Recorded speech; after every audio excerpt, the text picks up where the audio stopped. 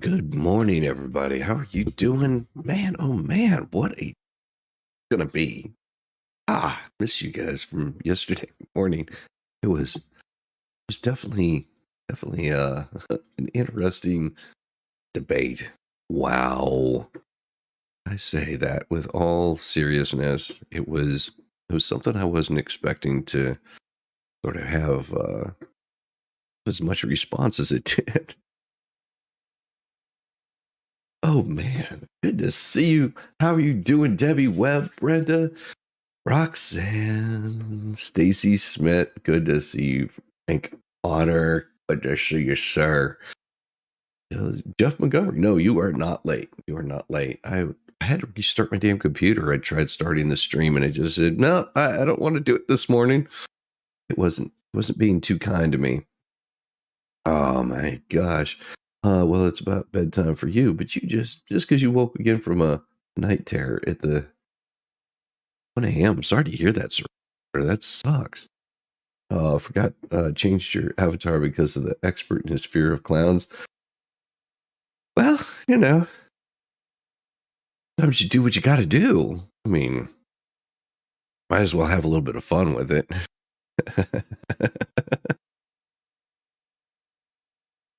Oh my. What do we have today? Well, I do have one interesting I wanted to show just so we could start the morning out. Just start it out right. Gotta get it going right here. And this is how communists take over a country. And this is a video from 1964. Listen close. It's pretty interesting. The communists developed the third phase of their blueprint for world domination. Neutralize the opposition. We can and must write in a language which sows among the masses hate, revulsion, and scorn toward those who disagree with us. A Communist Party directive issued in 1943 reads, Members and front organizations must continually embarrass, discredit, and degrade our critics. When obstructionists become too irritating, label them as fascist or Nazi or anti-Semitic. Constantly associate those who oppose us with those names which already have a bad smell. The association will, after enough repetition, become fact in the public mind. Wow, that's impressive. All the way from 1964 is where they got that. Holy cow. I wonder why that happened and why where we're at now. I don't know. But I do like how one musician, their response to how they're going to vote. I like that. This was most beautiful. In this emergency that we're in, I think that the Who's artists should come out and speak for Kamala against Donald Trump, because he is an existential threat to the country. What do you say to that? You know what? I don't get too deep into politics. I didn't get a chance to watch the debate last night. I obviously have been watching like everybody else. I think voting is an individual choice. And I think that you're right. You have to look at the reality of the country that we are and the country that we want to be, and find the candidate that you feel both are who fits the category of where we want to be. And that's it. And that's what you vote based off of. Who you highlight and how you choose to highlight it on whatever platform you have is your prerogative. Yes. Mm-hmm. Yeah. Beautiful. Yeah, I see that. But really, they really didn't like that. They really did not like that. You know why they didn't like that? Because he didn't come out. He didn't support either candidate. And it's so important for a lot of these folks to have the musicians and the actors and the actresses come out and speak out for who they're going to vote for. Because whenever it goes to crowd, they get to yell at them. I love it when celebrities tell you what to do. That was the best part about what his response was, is saying, vote individually. That should be individual, and that's how it should be. You make your individual decision, especially if you're a movie star or actress or actor, high celebrity profile. I mean, That's pretty damn awesome. Good morning, Fall Storm. Good to see you. Good to see you. Yes, the ex-KGB guy in the 80s is pretty damn relevant. I'll bring him up at some point in time. He's Yuri, I believe is what his name was. Very, very much goes through how the game is played, and it's pretty good. Pretty good. I know you guys probably, have your own choice of who you want to vote for. Good part is just as long as you're out there, you're active. I mean, does it really hurt my feelings one way or the other? Yes. Yes, my feelings are very easily hurt. Just, I can't help it, but if you're not voting the way that I tell you to vote, no, my feelings don't get hurt. I have too much fun with this stuff. I do have my beliefs, but like I say, if you wanted to vote for one side or the other, it is a personal choice. So yesterday I had Megan on, and I was able to get her take on all of this and her take on the debate, which was really good. It was it was something that I hadn't really thought about, and she's in the mindset of she used to be an activist, and then at some point she said, I just don't see any point in this. To me, and that's her own personal beliefs. For me, it's I want people to see what's going on, and probably not really talk about politics after all of this is said and done. It's just, if there's other things that are more interesting, I'll talk about those. It's not that I gave up on politics or anything, but there's usually more to talk about. There's the life does continue on, and outside of that, you just can't really get too much into it. Of course, the problem is I'll constantly be, railing on this stuff because, well, that's what I do. But I think the best is the debate recap that she showed last night to me, and I streamed it for you guys. If it doesn't put a smile on your face, then I don't know what to tell you. This is a recap from the debate, and sorry I couldn't do it yesterday, but as you can tell, my voice is getting better. So here you go. This is a recap. All right, y'all, let's go ahead and get on into it. We about to do a recap on the debate last night. Hi, how are y'all doing today? Yes, let's go ahead. My name is Queen Petty Lex, the self-appointed Speaker of the House. That's because I appointed my motherfucking self to speak for the House. I'm about to tell y'all exactly what Mr. Puff said and what Miss Kamala said at the debate last night. All right, so let's get up into it. Mr. Puff said that Kamala Harris ain't got a plan. She ain't never got a damn plan. And the only thing that she know how to do is run spot run. He said that he ain't got time to play. He don't give up what she got to say, because only thing she gonna say is not a goddamn thing. And him said he don't know why the hell y'all keep asking him, but he gonna tell y'all again anyways. He said he gonna close up them damn borders so them people won't come up in here, hurt our peoples, and take our damn job. He said he had the strongest economy in the world that our history has ever seen until they came in and tore it the hell on up with the help of China. Then he went on to talk about how our current president is weak as shit, and then she started all of this damn cackling, and he ain't like that too much. He looked over that way. He ain't look at her at all. He ain't even side out the bitch the whole debate, y'all. But anyways, he told her, excuse me, be quiet, I'm talking. And she was madder than a bit of baby mama being denied child support. I was like, damn. Anyways, then he... A bitty baby mama looking for child support. Oh, God. That killed me. Bitty baby mama looking for child support. Oh, my God. Oh, anyways, Then here comes Kamala ain't got a Blues Clues having ass talk about Trump ain't got a plan, along with a whole lot of Nathan. Trump said, liar. If that's the case, then won't you march your goofy ass down there to the White House and do all this shit that you talk about that you're to do right now? You had 3.5 years and you ain't done shit. I sat up there and gave back the same jobs I gave pre-COVID. Refunded the bullshit. I was like, yo, Trump is really giving her all the smoke. Okay, he is eating, baby, like at a Golden Corral buffet. Then the goofy ass moderator gonna sit up there and ask Mr. Puff about AB rights. He said, didn't I tell you motherfuckers what the hell I said about that shit that I just sent it back to the States? Damn, keep asking me the same damn thing. No, I don't agree with the shit, but at least I'm allowing the states to deal with it.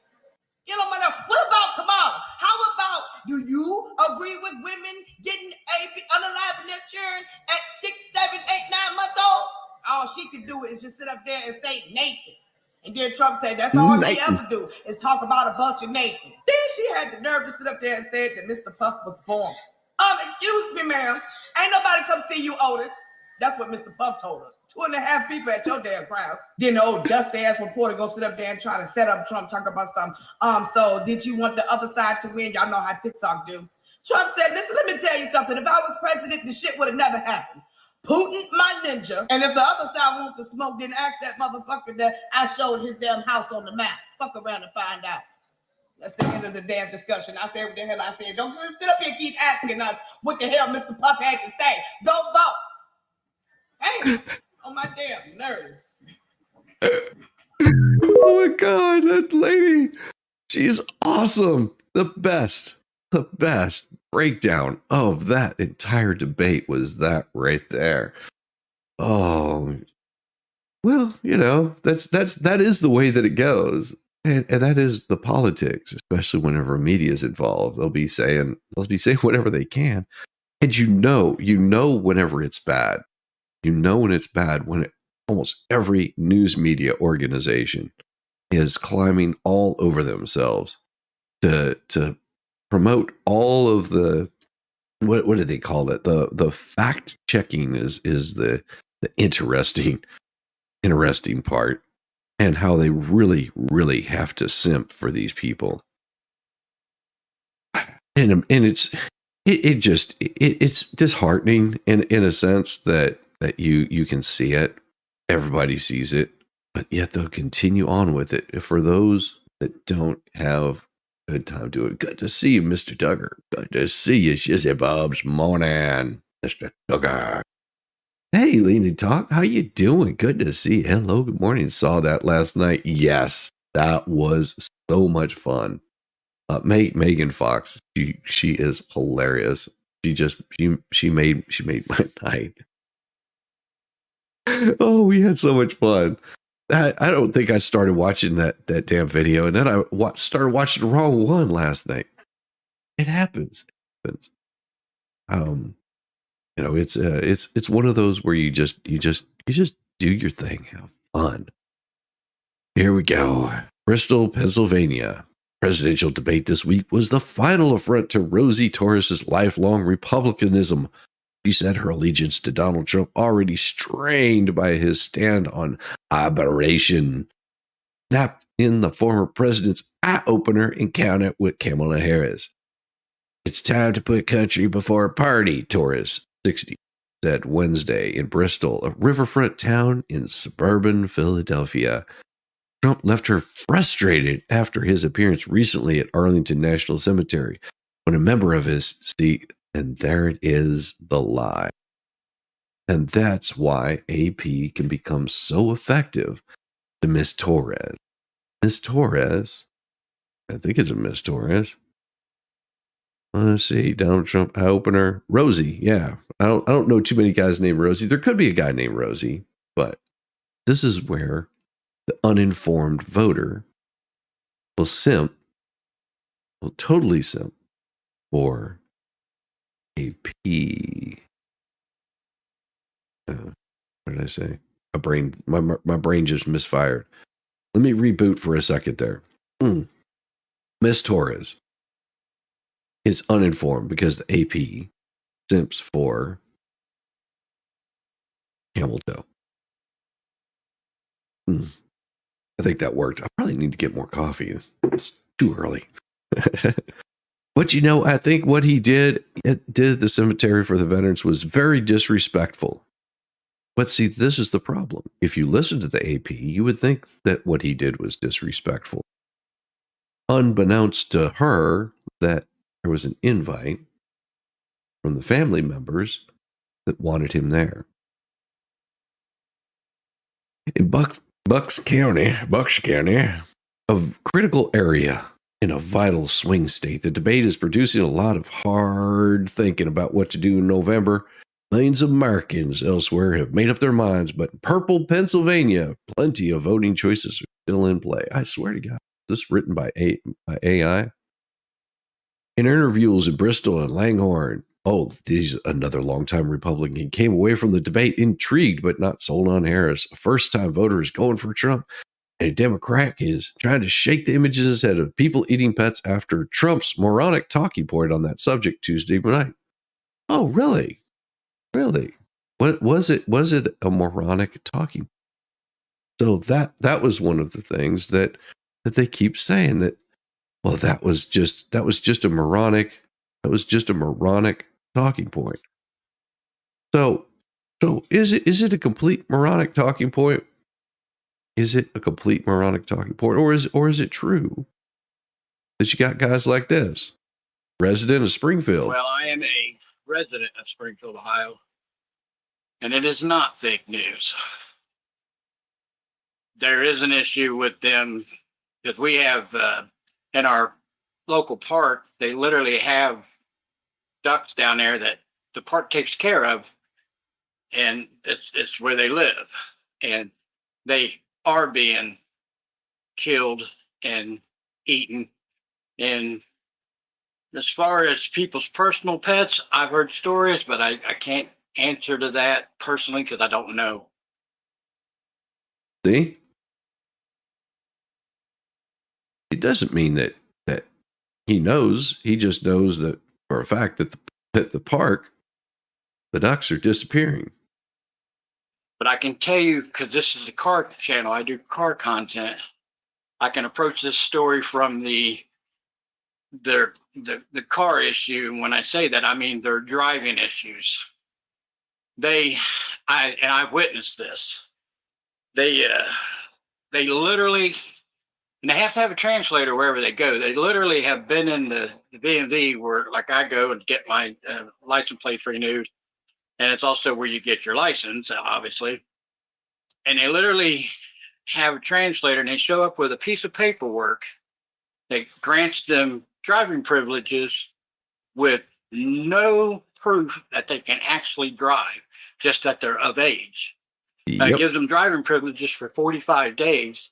And then in 45 days, they can go back and renew it. And they never have to show proof of how competent of a driver they are. We can't do that. And the accidents that are happening here in this town are crazy stories. And like I said, I've witnessed some of this. So I'm approaching this from a car aspect. Cat. They can't drive. I don't know how they are even able to do this legally in this country, but they've hit trees, fire hydrants, people. I mean, there's been fatalities from them not really knowing how to drive. And this is a small town. 20,000 people and this is a poor county. This is not a high-end wealthy county. And for them to come in and get preference, and I mean preference, and I'll give you one example and then I'm gonna get off here.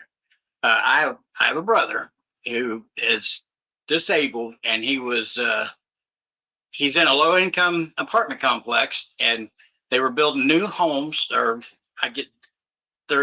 attached to each other. They're not like apartments. They're all single floor because he can't get up and down the stairs, so he has to have a single floor deal with a scooter, a little mobile scooter and stuff. But anyways, he had been on this waiting list for this new housing development for low income and disabled people. And he checked periodically and see where he's at on the list, because they'll tell you, well, you got so many people ahead of you, and he pretty much knew where he was on the list, and he was getting close. This last time he called and checked on it, they gave him a number, and he's like, well, that's not where I was before. It looks like I went backwards on the list. Why? Well, I guess the Haitians, for whatever reason, for whatever political umbrella they are here under, got pushed to the front of the line. Mm-hmm. So now my brother has to wait even longer because of the Haitians, and they're not disabled. They're getting special preference for housing that really should be, I hate to sound bad, but it should be for a U.S. citizen first. And then like they can go and move into the apartment complex that my brother's trying to get out of, because there's a bunch of young people there, single mothers, a lot of children. He gets nervous around all that, so he wants to be in a safer environment for him. Mm-hmm. And this place was going to be it. Well, right now it's not looking like it's going to be it in any time in the near future. And that kind of bothers me. I'm not going to say a little bit. I'm going to say a lot. But so it's not fake news. There are cases of what they are saying on the news is to be true. There's probably not a lot of video evidence. There is some. And I can only speak to what I have witnessed personally. I cannot speak to all of it.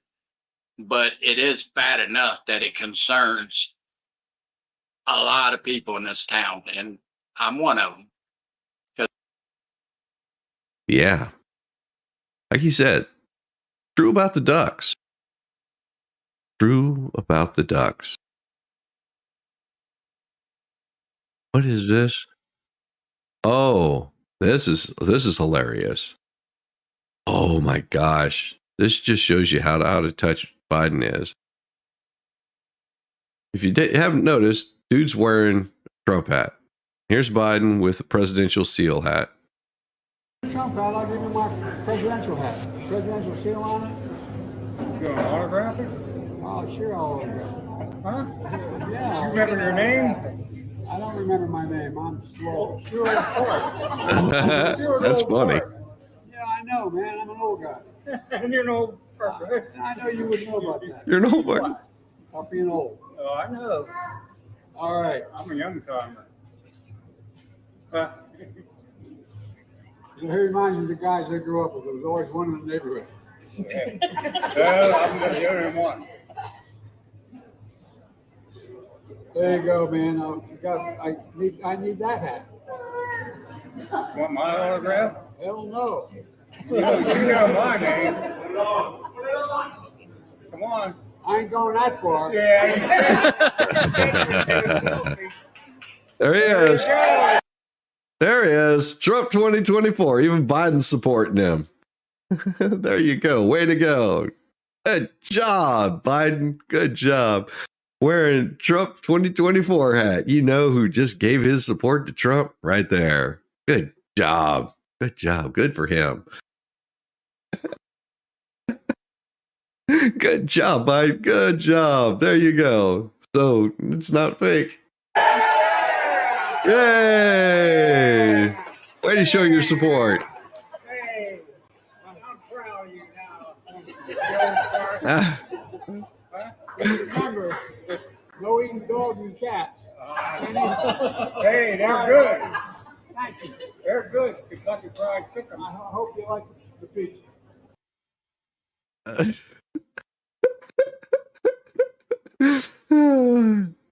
Would you vote for the person that kicked you out? No. No, it's very true. I thought he was just going to take it. No, he put the damn hat on. That's awesome. I love it. I think it's awesome. It's absolutely awesome. Oh my God. Here we go.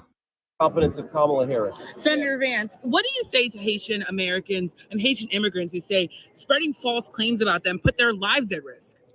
Well, I don't think that no one has spread false claims. What they've said is that a small migrant community, 20,000, so it's big for the city of Springfield, but it's small compared to all Haitians in the United States of America, that small migrant community has caused a lot of problems. It's led to higher rates of communicable diseases. That's a verifiable fact. It's led to animals disappearing. Many of my constituents have said that has been happening. It's led to higher home prices. That is a verifiable fact. So this influx has led to a lot of. But you said that immigrants have eaten animals, and city officials have said that that's not true. Woman, city shut up. officials have said that's not true. That's not actually accurate. What they've The said. Springfield is city that manager said there's no evidence that immigrants are eating animals, and you have been saying, and Donald Trump just said on stage that they are eating animals. I'm asking you. Yes, I'm asking you. I'm asking you. Can you answer? Go ahead. Can you ask the question and then let me answer it? Yes, please. The city manager said there's no verifiable evidence. A lot of residents on the ground have said that there is. That just means the city manager, I think, isn't fully in touch with what's going on the ground there. I've heard from many of my own constituents who've seen these things with their own eyes, who've seen these abductions with their own eyes, who've seen geese being taken out of local parks and slaughtered in front of their eyes. What do I think is a bigger problem? Insulting 20,000 people, or the fact that my constituents can't live a good life because Kamala Harris opened the border? I think it's Kamala Harris needs to do her job. A lot of these Haitian immigrants have happier moved and healthier in this country. A lot of Haitian immigrants have moved. That is how you deal with media. I can't stand reporters like that. Well, exactly. They'll ask a question and don't wait for the answer. They start throwing out their own narrative. Like, that's not what a reporter is supposed to be doing. That is not what a reporter is supposed to be doing at all.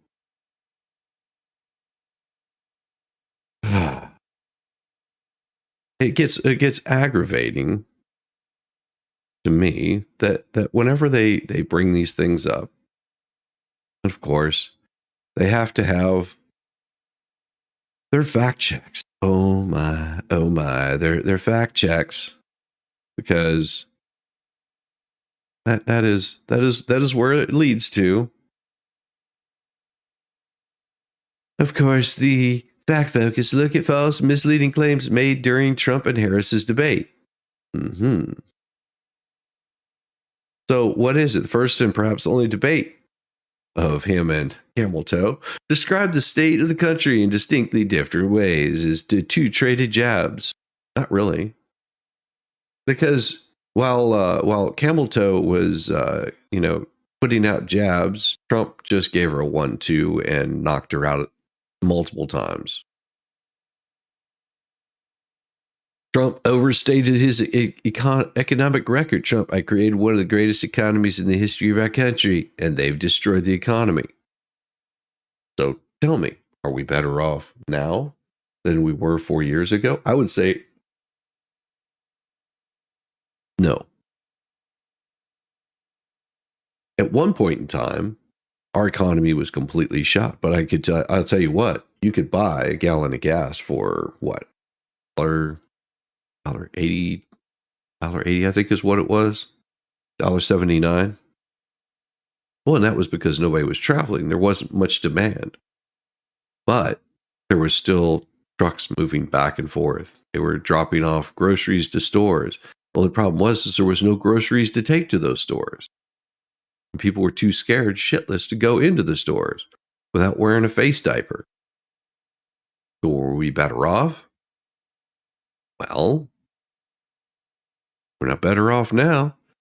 And of course, the facts is, well, this is an exaggeration, but true. The economy grew much faster under Clinton and Reagan than it did under Trump. Doesn't matter about it growing. Still had one of the greatest economies in our time. Absolutely wonderful. Yeah, sure, you can go back to the roaring 20s. The economy was really great then in comparison. The broadest measure of economic growth, gross domestic product, rose 4% a year for 4 straight years under Clinton, and completely tanked right after that because of the bad policies that were made. The economy shrank 2.2 in 2020 at the end of Trump's presidency. Why did it sink 2.2? Why did the economy go down? Because of a pandemic, because a bunch of screaming and screeching Democrats. Because they were so focused on Russia, January 6th, Russia, that they failed to get anything done. The C-19, yes, exactly. During the Biden-Harris administration, the economy expanded 5.8 in 2021. And there's very true right there. It was a bounce back from the coup because people were able to go back out. They were able to go back to work. The plans that Trump had already put into place. Since then, since their policies, the economy has tanked. Inflation is just eating everybody alive. What is it now as compared to when Trump was in his final days of office? It's the amount of inflation is completely destroyed everything. Trump's record on manufacturing jobs examined. Harris, we have created over 800,000 manufacturing jobs, but they didn't. And that's why those statements are missing context. Well, at least AP did their job on this. There were 12,188 manufacturing employees in the U.S. when Biden took office in January 2021. But again, we were coming out of the coup. Also of note, of course, they have to put it down there as a cliff note, was the number of manufacturing employees dropped steeply in 2020 by more than 1.3 million.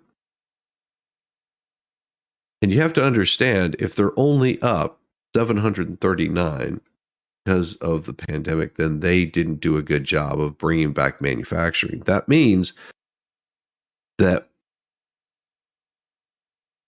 whenever Biden took office, there were 12 million, and they couldn't get back to the 1.3 million. They couldn't get back the 1.3 million that were lost because of the coup.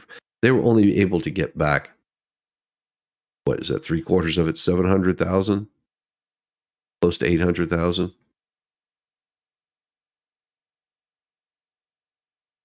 Trump, inflation has gone down.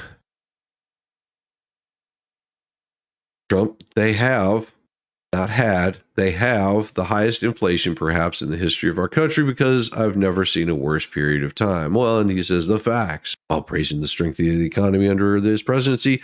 Donald Trump misstated that inflation under Biden, inflation peaked at 9.1 in 2022. That right there is not true. It's closer to 14. Okay. And after rising steadily in the first 17 months of Biden's presidency, because they eliminated fuel for the country, in May of 2020, it's now seen a downward trend, which is not true. And see, this is where I talked about this the other day. There is, just because it's not increasing as drastically as they expected, doesn't mean it's a downward trend. Instead of going up 3.8%, it went up 2.9%. So they're considering this a win. So it's still going up. It's just not as drastic as they said. Trump has distanced himself from Project 2025 because he never had anything to do with this. And he said it multiple times. Trump distanced himself from Project 2025. You're going to hear tonight is a detailed, dangerous plan called Project 2025. And the only people we keep hearing it from the left. They've printed out the book. It is like, must be their own personal playbook because he's never endorsed it, read it, cares to read it. The fact, Trump says he doesn't know about Project 2025. That's all you need to put in there. And you shouldn't put anything in there because he's never said he'll implement any of this. not related to his campaign. So that right there should have been called an outright false lie. Trump on abortions at the birth. Trump. Her vice presidential pick says abortion in the 9th month is absolutely fine. That is not what he said. That is not what he said. We can go back and play the parts that he talked about, but this is not what he said. He said the Democrats would do this all the way up into the 9th month, even after birth. He is correct. They are correct whenever they say no state has passed the law that allows deleting the baby after birth. But we have this. No exception. There was a very contentious committee hearing yesterday when Fairfax County Delegate Kathy Tran made her case for lifting restrictions on third trimester abortions, as well as other restrictions now in place. And she was pressed by a Republican delegate about whether her bill would permit an abortion, even as a woman is essentially dilating, ready to give birth. And she answered that it would permit an abortion at that stage of labor.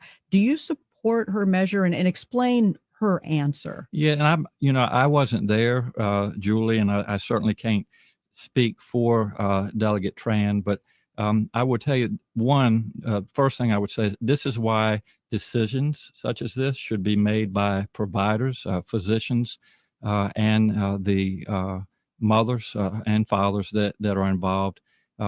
There are, when we talk about third trimester abortions, these are done with the consent of obviously the mother, with the consent of the physicians, more than one physician, by the way. And it's done in cases where there may be severe deformities, there may be a fetus that's non-viable. So in this particular example, if a mother is in labor, I can tell you exactly what would happen. The infant would be delivered. The infant would be kept comfortable. The infant would be resuscitated if that's what the mother and the family desired. And then a discussion would ensue between the physicians and the mother. So I think this was really blown out of proportion.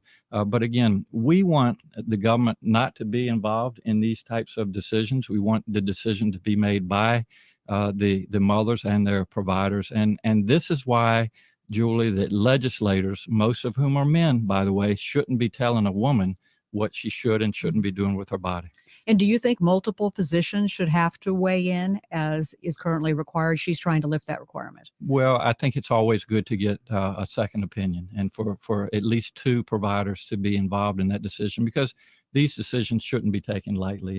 And so, I would certainly support more than one provider. All right, let's go back to the phones now. Yes, Waltz made it so the language is vague enough under Minnesota law for doctors to allow a baby that is alive after the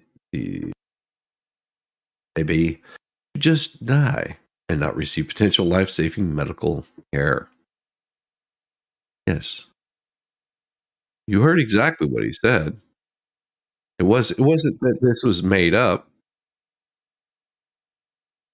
Not like this was made up. It's not that they're saying, no, this isn't true because, well, we even have more because that right there was something that was brought up about this group right here. This bill would remove the following statutes: trap or targeted regulations of abortion providers, removing language classifying facilities that perform 5 or more first trimester abortions per month as hospitals. It would repeal Virginia's informed consent mandatory ultrasound and 24-hour delay. It would repeal the requirement that second trimester abortions be performed in a hospital licensed by the State Department of Health. It would repeal the requirement for 2 additional physicians in cases of third trimester abortions. Delegate Tran. Yes, sir. How late in a pregnancy would your bill apply if a physician was simply willing to certify that the continuation of the pregnancy would impair the mental health of the woman? How late are we talking about? Well, so the suggestion that we've made in the bill is to say it's in the third trimester, and at the with the certification of the physician. So how late in the third trimester child is viable?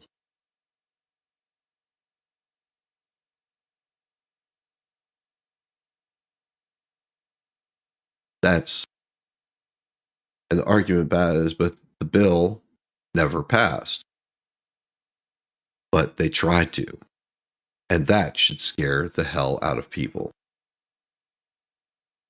Especially whenever you've got whatever the hell that creature is sitting back there.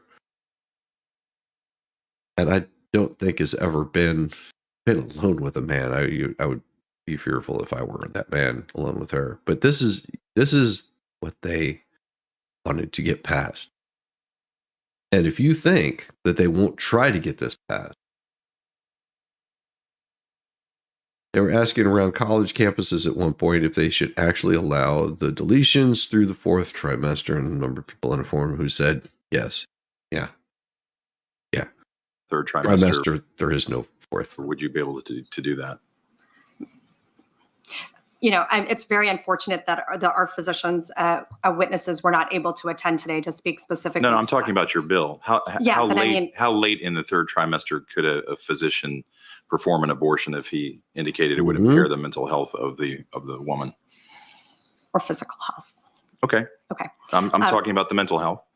So, through the third trimester. The third trimester goes all the way up to 40 weeks. Okay. But to the end of the third trimester. 40 weeks. Yep. I don't think we have a limit in the bill. So,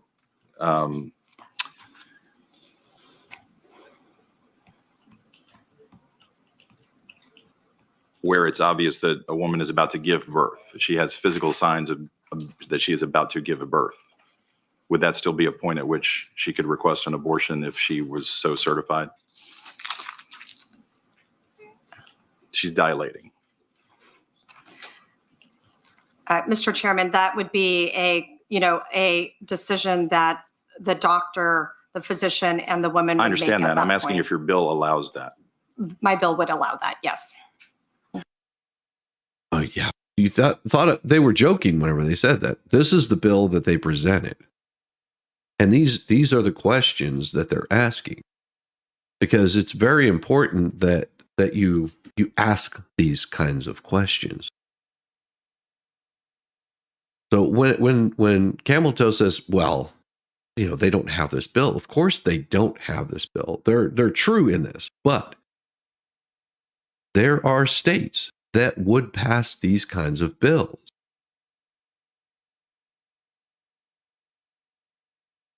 Would it happen? No, but just having the possibility of it out there, of something like that happening, should scare the ever-living bejesus out of any human being. I certainly could have said a week from her due date, and that would have been the same answer, correct?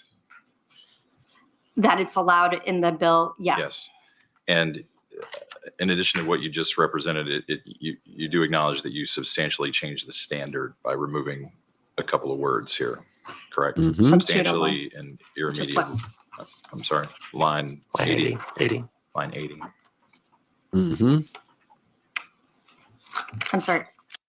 And this is why every single bill that is brought before Congress, the House, the President, should be short enough and comprehensible enough that someone with a 5th grade reading level should be able to read it and understand it.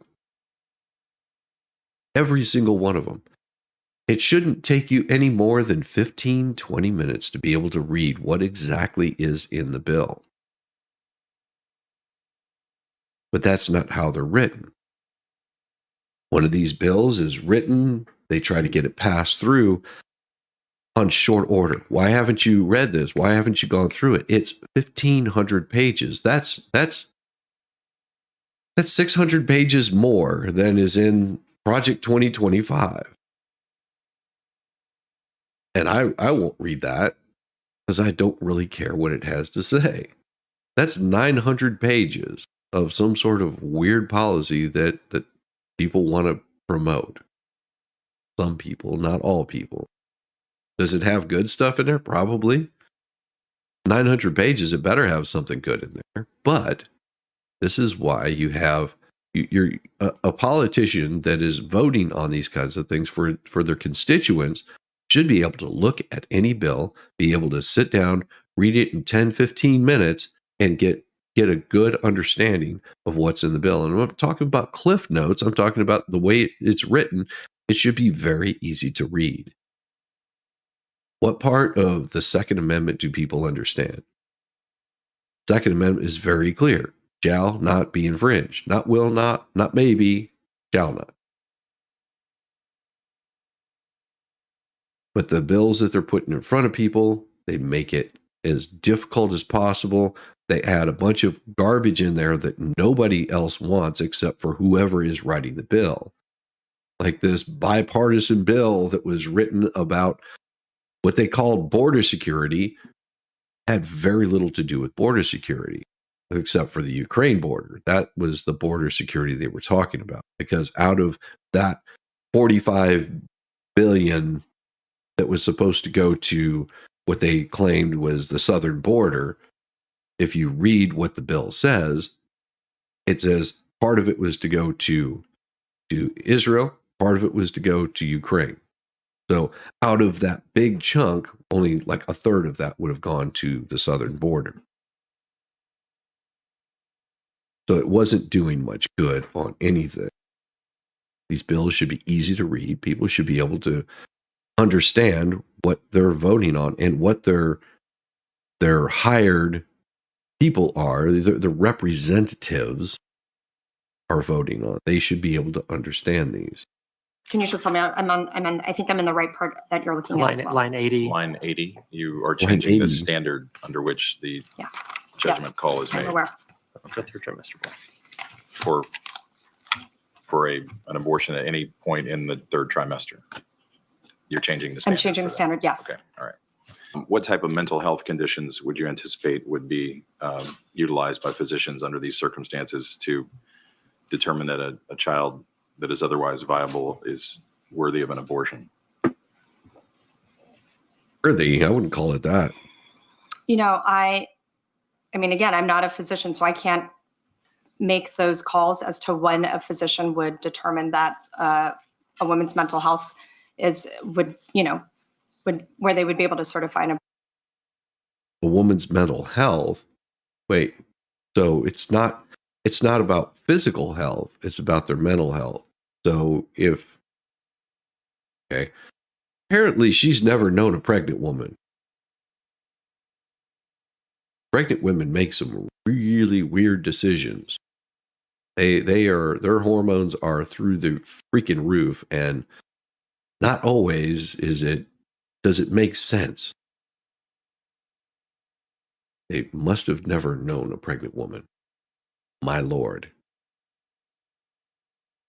Love women to death, but whenever they're in that state of mind, sometimes it's best just go, yes, dear. I will get you the Chunky Monkey ice cream and make sure that there's plenty of pickles in it. Got it. Whatever you want. And then whenever you get it to them, they go, yeah, I don't want that anymore. I don't know why you're bringing me this. I'm fat. Nobody loves me. They get kooky. They get really kooky.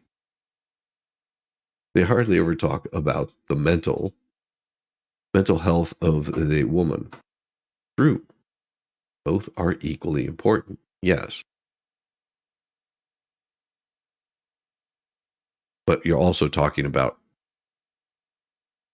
the unaliving of children. Good morning, Captain.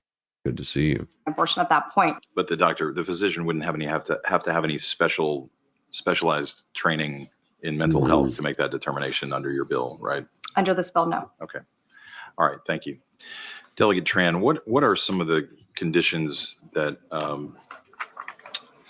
a woman could be experiencing in a third trimester, late term pregnancy, for which abortion and not delivery would be the optimal result to protect either her life or health or that of the child, if that's even an interest? But what would be is there any commonly accepted medical decision to terminate the pregnancy in the late term rather than deliver the child if the mother's health or life is actually in danger? Mr. Chairman, I am aware that there are certain medical conditions where that might be an option for the mother, and I would actually turn over to Galena from NARAL to see if she has those specific medical examples. Okay. Thank you. Of course, she'll come in and say, I'm not a doctor, I'm a lawyer. So, Sorry, I'm really short. That's okay. I don't have a lot of specific examples because I'm not a physician. I'm an attorney. So, and we unfortunately do not have the physician. Wow, did I get it right? Oh, geez. Well, I don't have anything specific because, well, I'm not a doctor. I'm an attorney. Then why aren't any doctors here promoting this? You've been married for more than 30 years. All women are crazy. I love my wife, even though she is nuts. Absolutely. Translation. Yeah. I'm not a doctor. I'm a lawyer. Wonderful. Don't practice outside your scope, sweetie. Well, but she's not going to. She's going to speak on behalf of them as an attorney.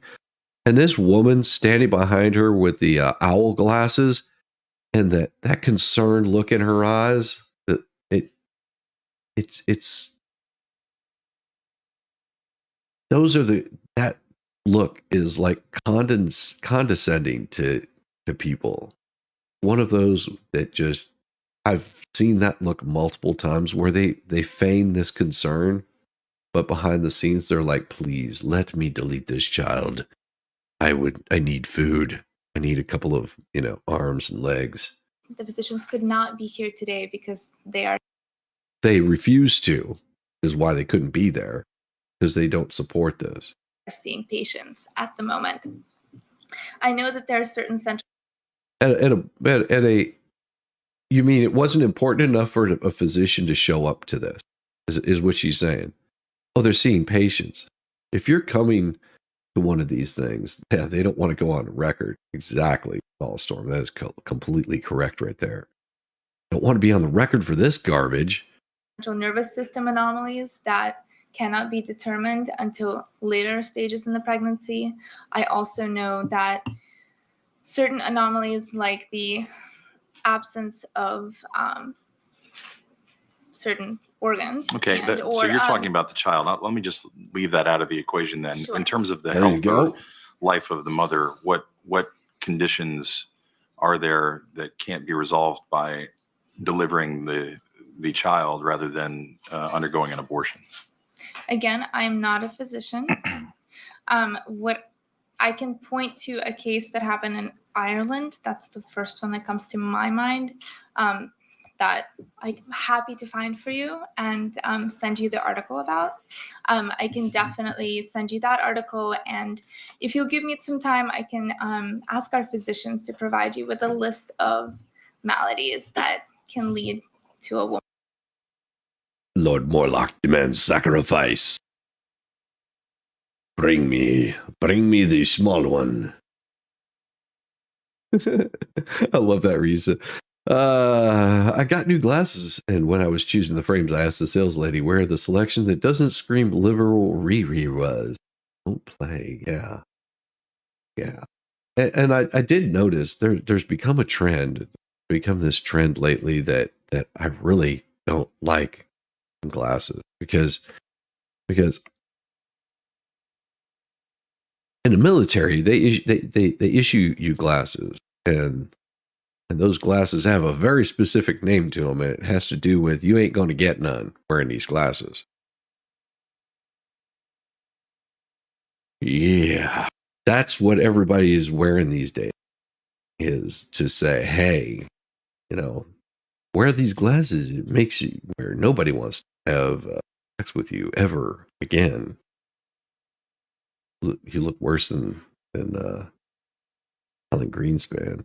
Doctors are people. They can be as evil as you or me. That alone means that some doctors will be deleting after they are born and not reporting it. World's making it easy to get divorces, delete children, and we can no longer correct our children when they're being bad because they have control over you. It's a slow It's the women's choices. It's the women's body. The women, because when I go to heaven and God asks about all the deleting, I'm going to say, we made it very clear. It was the women. Oh, I love it. I love it. I love it. Military birth control. Yes. Birth control glasses. Woman having to have an abortion at the late stage of pregnancy. I do know that those cases exist. And of course, she's got the vocal fry because I know they exist. Because she can't speak up like a human. But you don't know what they are. Like I said, not a physician. I do not have those specifics about the woman. I have some specifics about the fetus. I do not have the specifics about the woman. All right. Jeez. Then you're completely worthless, woman. And again, since you yielded, you don't have any. I'm talking to you now, yes. Delegate. You don't have any specifics on that, obviously. No, I don't. I'm not a physician. Okay. Well, we're talking about a lot of physician stuff here, and nobody appears to know the answer, and the doctors aren't here. So, it would have been helpful maybe to have those questions answered.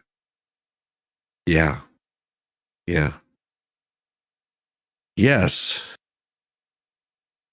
Very helpful. All right. So there you go. Trump's taxing and spending plan examined. Okay. Here's what the Wharton School has said that Donald Trump plan would actually explode the deficit. The truth. Penn Wharton budget model did find that Trump's tax and spending plans would significantly expand the deficit by $5.8 trillion over 10 years, but it also found that Harris's plan would increase the deficit by $1.2 trillion over the same period. No. I don't trust their plan. I don't trust Campbell Toe's plan because what they're not taking into consideration is that you put tariffs on. But tariffs, foreign goods that are coming into this country and flooding the market, it changes. Things become more competitive. Already been shown multiple times over and over again that this does work. And Fallstorm is correct. That is not what the study said. Exactly. Harris's record on fracking examined. Trump, if she won the election, fracking in Pennsylvania will end on day one. Yes. Because they've been trying to end fracking. That has been her platform. That has been what she said. One of the facts, the statement, in order to facts it without law approved by Congress, the president can only ban fracking on federal lands.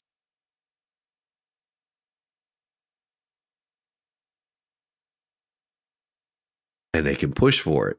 They will make a push to have it done away with. If you think your economy's gone to crap, it will.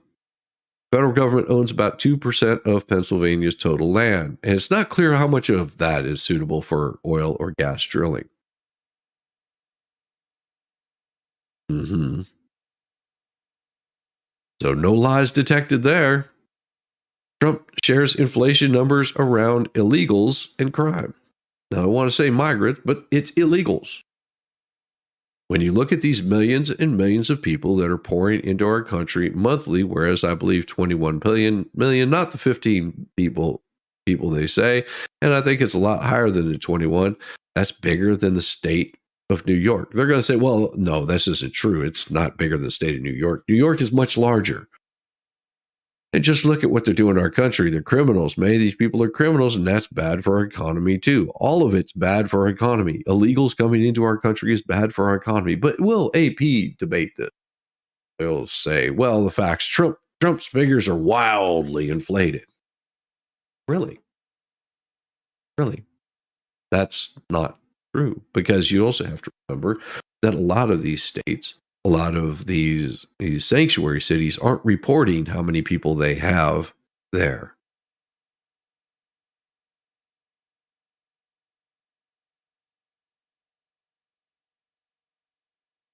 And this right here is Biden's administration also permitted legal entry for about 765,000 people with using an online app. It'll allow them come in from Cuba, Haiti, Nicaragua, Venezuela, to come by air with financial sponsors. And who do you think's going to sponsor them? Where do you think your millions of dollars go whenever you're donating to a certain party? That doesn't come close to millions and millions of people monthly. Yes, it will equate to millions and millions of people monthly. These are only the 765,000 that you know of. That doesn't include the millions that are doing it illegally. And they're not migrants. They're not planning on going back. There's been, and of course they say it's unproven that many of these people are criminals. Well, prove that they're not. Because as soon as they cross the damn border illegally, they're criminals. When they cross the border illegally, they are criminals. I've got to take a short break. I'm going to go grab some more coffee. Don't be dissuaded if you see me disappear for longer than that.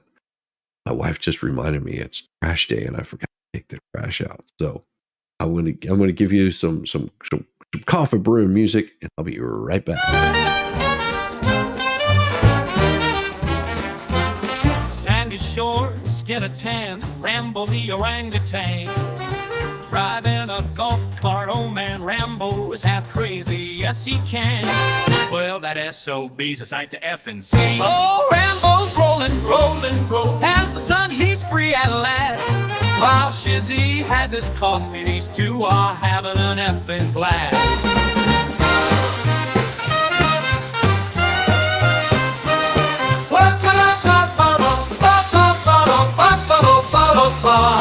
Whoa, Rambo's rolling, as the sun he's free at last. While Shizzy has his coffee, these two are having an effing blast. Shizzy on the dunes, coffee in hand, Rambo is a loon, and Shizzy is, well, that is too dirty to say here.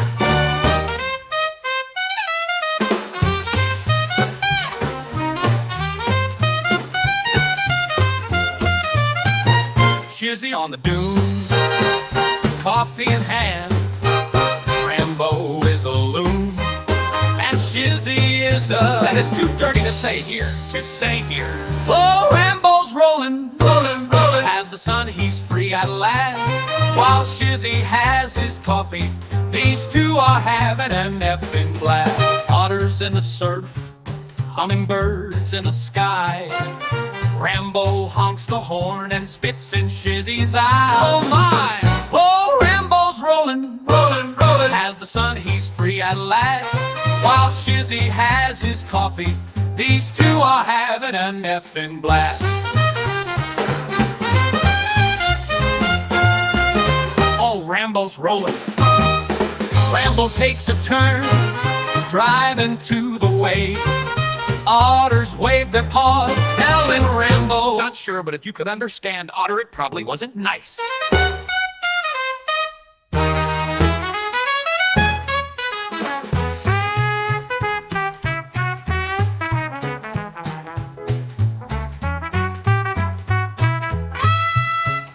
Rambo takes a turn, driving to the waves. Otters wave their paws, telling Rambo, not sure, but if you could understand, Otter, it probably wasn't nice. Oh, Rambo's rolling, as the sun he's free at last. While Shizzy has his coffee, these two are having a effing blast. So here's to Rambo, otters and hummingbirds by the edge of the ocean. And Shizzy, well, he might just be there too.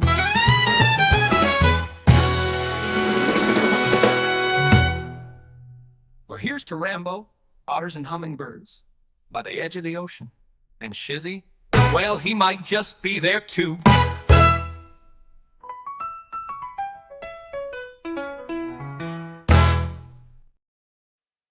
Damn. Whew. Almost didn't make it back in time. Good morning, Toy. Good morning, Rosalind Duke. Oh, Sean, that's right. Just for you. Darn. Shoulder, huh? Yeah. Good morning, Toy. Good morning. All those fine people that decided to come running in here. Oh my, oh my, oh my. Good to see you. Yes. Bad shizzy. Forgot the trash. Yes, my wife sent me a text and said, hey, did you take the trash out this morning like you said you were going to? And I had plenty of time to. I just, completely blank. This week has screwed me up from being sick. Like my time schedule is completely off. So yeah. But the good thing is I have a lovely wife that whenever I asked her to, she poured me some coffee while I was taking all the trash out. She's so awesome. Oh, it's great. I had someone ask me, said, "Does your wife listen to your show?" I was like, "Oh no, it would just piss her off." Oh, I love it. And Trump repeats false claims that non-citizens are being sought to vote. Well, a lot of these illegal immigrants are coming in. They're trying to get them to vote. Yes. That is, they're trying to pass laws that keep people from using D to vote. Part of the plan is get some mail-in ballots there. Now, what happens whenever you see one of these states or counties? And it could just be like a place like Springfield, Ohio, that has a population of 20,000 people. And you have to remember that out of a population of 20,000 people, you might get 6,000 to vote, 7,000. You're not going to get the full population of a town to vote. So what happens when you see 20,000 votes come in across 25,000, 30,000, and there's only 20,000 people that live in that community? It looks really suspicious. People ask questions. It doesn't matter what side they're voting for, but it raises questions. I guarantee you, if it was a vote for the Republicans, that Democrats would be screaming foul play and wanting to look into it. If it was Democrats, the Republicans are going to be screaming, wanting to look into it. That's just the way that it goes. And that's why they're allowing them to come into our country. That's a good portion. Also, it helps bolster up their communities, because if you've got a place like California that they've dumped a lot of people into, and a lot of people have moved out, whenever it comes time for the census, everyone gets counted. Doesn't matter if they're here legally, doesn't matter if they're here illegally, doesn't matter if they're, just a short-term migrant worker. If they live here in the United States during a census, they're counted, because that's what gives you your electoral votes. Doesn't matter if they live here permanently, short-term, none of that matters. You get those people, you get a higher percentage of votes. Trump and other Republicans have been repeating the same baseless claim. Well, no, it's not a baseless claim. It's a very true claim. The only problem is got people in the federal government that don't allow you to pull it up. Voting by people who are not U.S. citizens already is illegal, but they're already here illegally. The people here illegally, do you think that someone's does something illegal all of a sudden is going to go, well, I guess I'll just abide by the law now? Just saying. You can get fines. I mean, do we have to go back to Minnesota, Michigan? Do we have to go back to these places like Pennsylvania and show where they were going around and getting illegals to fill out legal mail-in ballots, and getting other people to sign off on them because they were stolen ballots?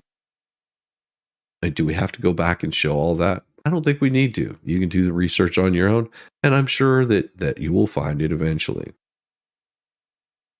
Trump misrepresents crime statistics. Crime is through the roof. And this right here, he is not wrong. Why? Because According to them, their facts, FBI data has shown downward trend in violent crime since a coronavirus pandemic spike. Violent crime surged during the pandemic, with homicides increases nearly 30% in 2020 over the previous year, the largest one-year jump since the FBI began keeping records. Why?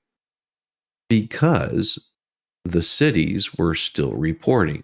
Once Biden came in, you have your major cities like New York, California, Los Angeles, California to be exact, in San Francisco, in Miami, in Chicago, and just major Democrat strongholds stopped reporting their statistics. So it makes it look like crime is down, but they're just not reporting the crime. So he's not wrong. And as much as they want to say that there's a downward trend, there is not a downward trend. They're just not reporting it. And that's already been proven. Trump endorses false rumor about illegals eating pets. Really? Just like the false rumor about the chillin'. So false rumor about the eating of the pets.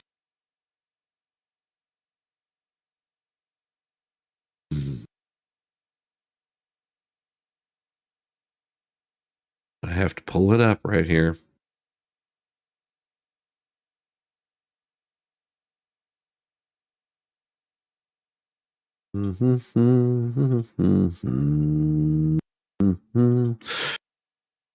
No, I already did. I already pulled that one up. I don't need to pull that one up again. There's no need to, because it's true that there's a group of Haitians in Springfield that are eating.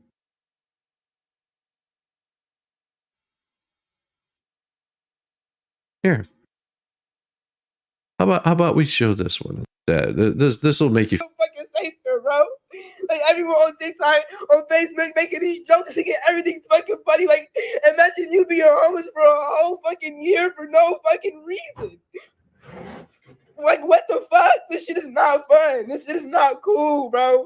They really out here decapitating animals and y'all are making jokes out of it. Imagine if you went outside and you saw your dog's head decapitated on the fucking ground. Like, why are y'all thinking this shit's a joke? It's not a joke.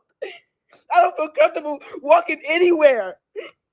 Like, what the fuck? I should be able to feel safe in my own city. Everybody's fucking homeless out here. Ain't shit but fucking scary ass Haitians just lurking and creeping and shit. Y'all thinking this shit's motherfucking funny? Like, keep making this shit up. It's not made up, bro. This shit is real life. This shit is really so fucking safer, bro. Like, everyone on TikTok, on Facebook, making these jokes to get everything's fucking funny. Like, I mean, yeah. Amazing, huh?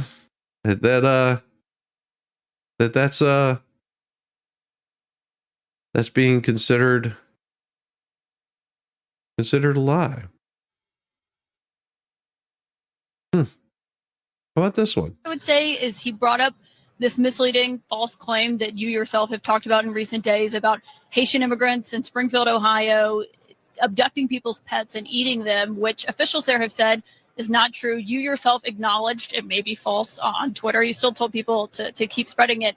But Trump just amplified it to tens of millions of people who were watching. Why push something that's not true? Well, first of all, city officials have not said it's not true. They've said they don't have all the evidence. They said they have no evidence. We've heard from a number of constituents on the ground, Caitlin, who both firsthand and secondhand reports saying this stuff is happening. So they very clearly, meaning the people on the ground dealing with this, think that it is happening.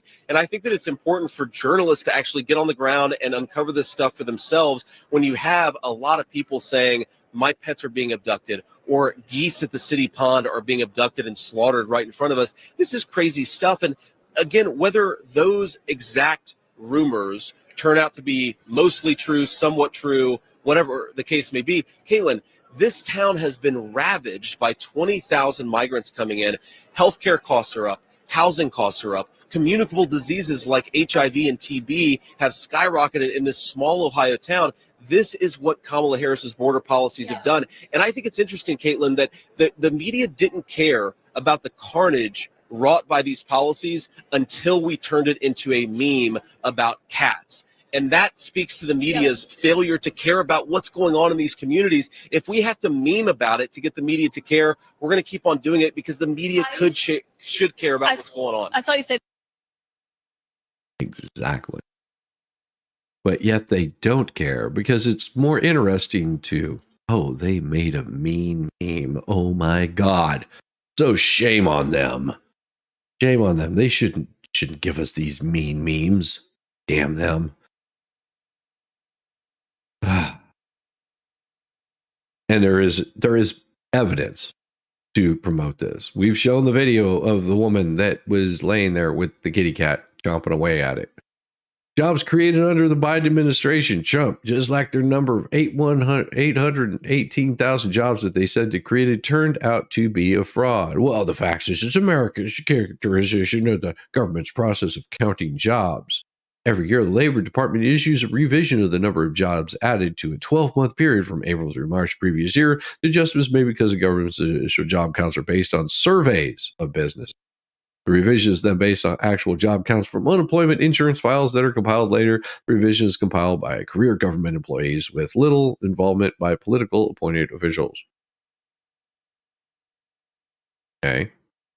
It's a fraud. That's all they're saying. Yes, it's a fraud. It's a lie. Under Biden Harris's administration, they have not created 818,000 jobs. National Guard soldiers on January 6th. Now, if I'm not mistaken,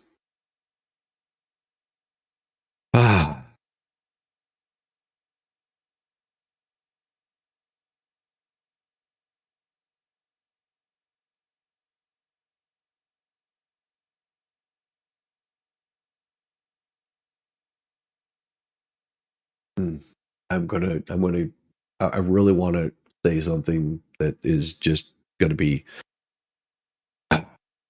okay. National Guard soldiers, January 6th.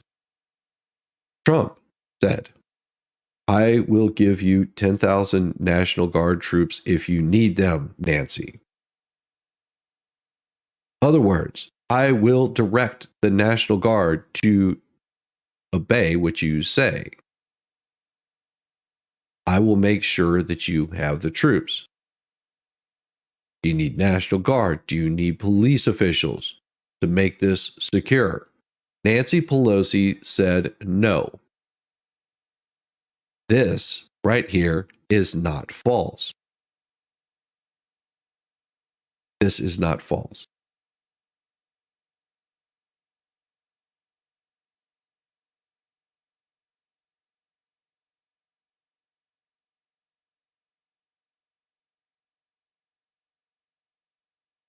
All she had to do was ask.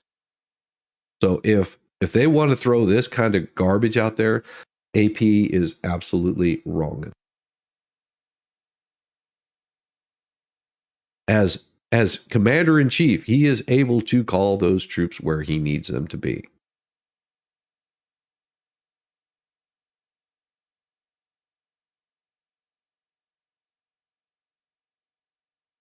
Trump falsely claims China is building massive auto plants in Mexico. They're building auto plants in Mexico, in many cases, by China.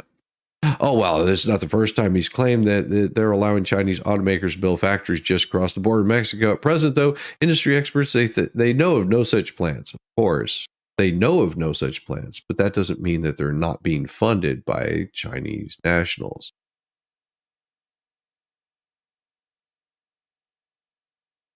No lies there. He falsely claims evidence shows he won in 2020. Yep. They won't show it, though. That's the problem. You got to look. But so far, they haven't even looked.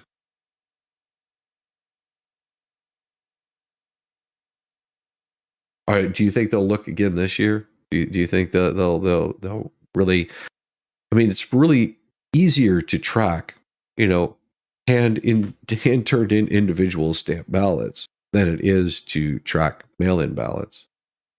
Because with a mail-in ballot, you don't have to show ID. But you do have to verify the signature. Does the signature match up? In some cases, yes, the signature will match up. But what about the ones that are questionable? Are those still going to be counted? Are they going to look and see, was this person even still alive? It'd be interesting to see if my wife's father votes this year.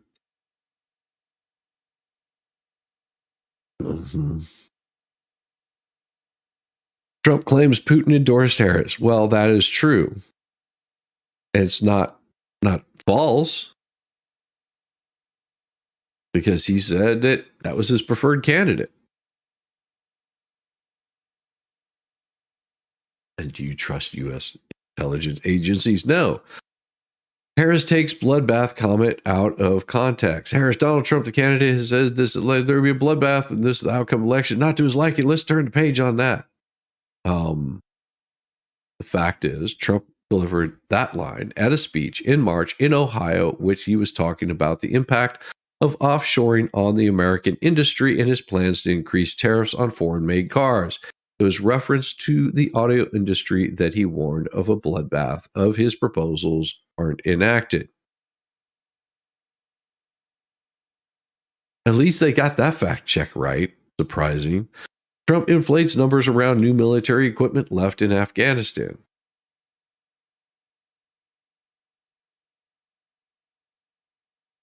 The facts of the number is significantly inflated because, well, it wasn't 85 million. That was just what the July 30th quarterly report from Cigar, which outlined the U.S. had invested about 83 million to build, train, and equip Afghan security forces. So yes, you left 83.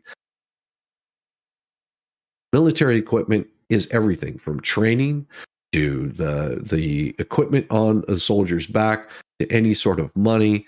If you're building a bridge, that is all military equipment, every single damn bit of it. So no, he's not wrong. And you really dial down into it and want to get technical about it, it's all military equipment.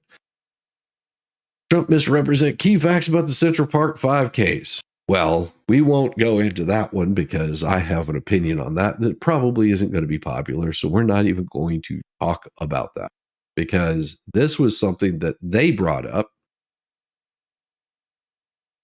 And that was something that Camel Toe brought up because they had to tout these young men that were involved in the assault, but not the SA, according to the DNA found by one of the attackers, because there was more than just 5.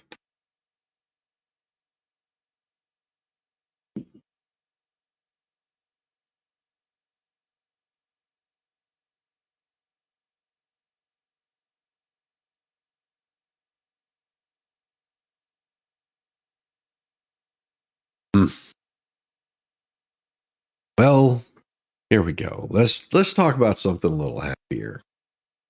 Thousands in the dark as Hurricane Francine strikes Louisiana, raising flood fears.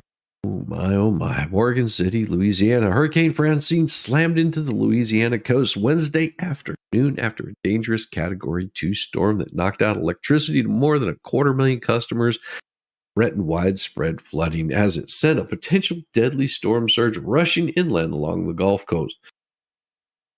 Francine crashed into Terrebonne Parish, about 30 miles southwest of Morgan City. The National Hurricane Center announced at 4 p.m.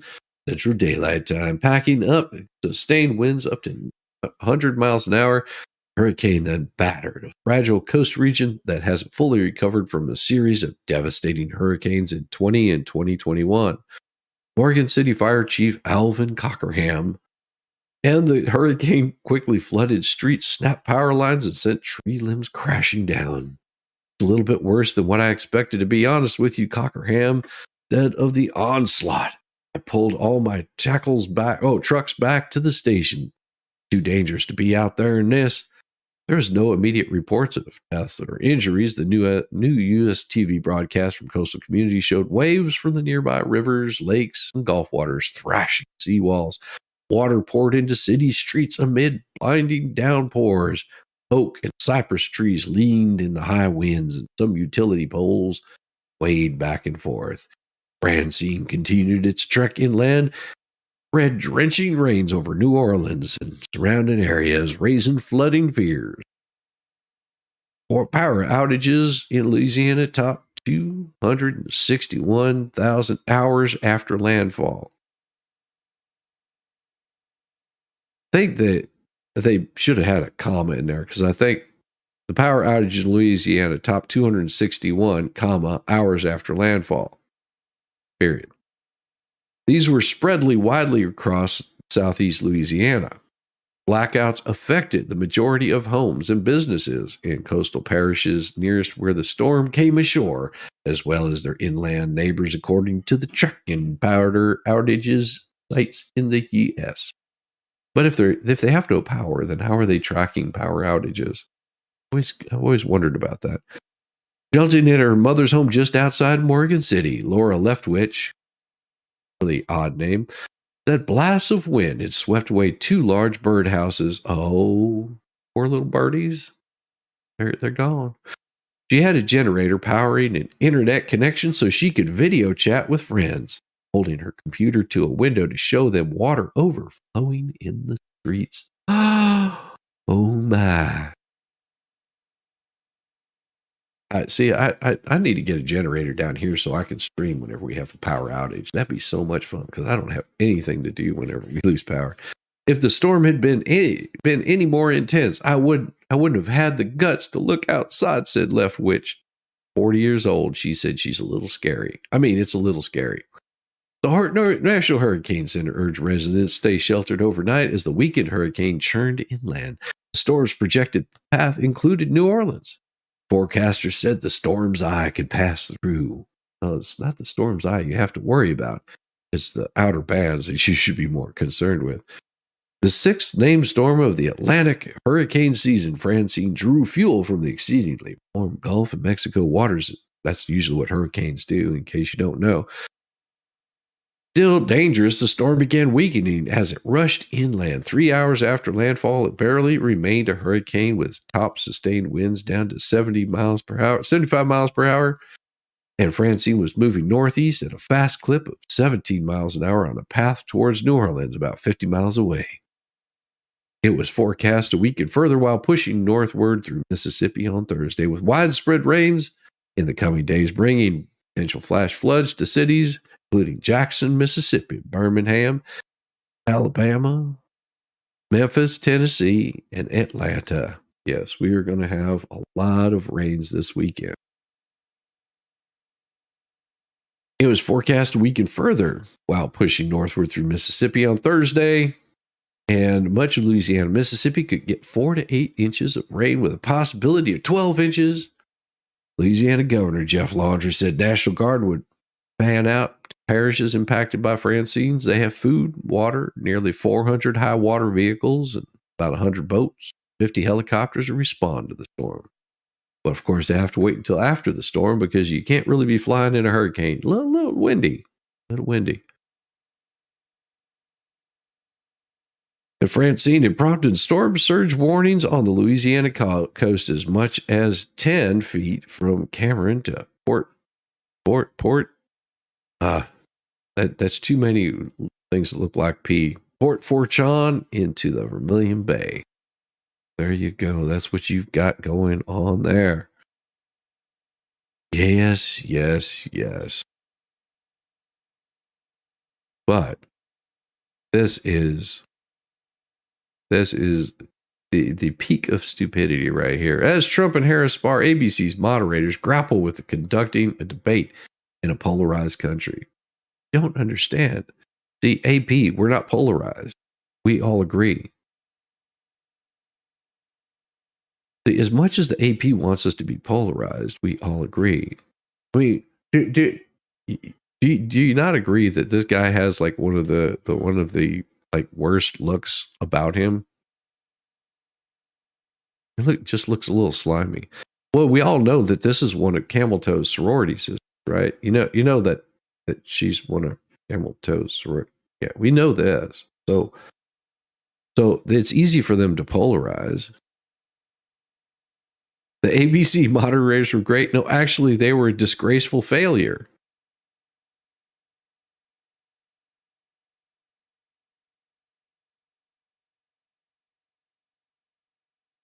That is, I don't know who David Blotter is. The debate stakes were high. No, they weren't. There was. I read through this and I'm just like, on Fox Channel News, author Trump had a bad night. No, Trump did not have a bad night at all. Brett Hume, you're an idiot because he did not have a bad night at all. 2 black women could make U.S. Senate history this election by holding up their fingers. She's saying, look, I can look at both of my fingers at the same time, although they're on opposite sides of my head. Like I can see the fingerprint on both of my fingers. I am woman. Watch me roar. Meow. Don't care.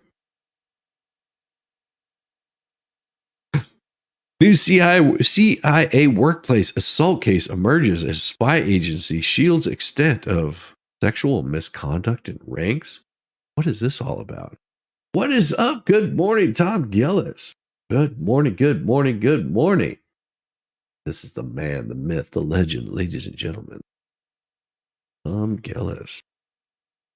He makes the ladies just swing in the wind.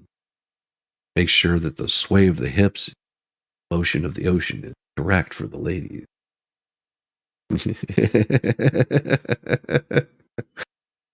He will increase your stroke. Just saying.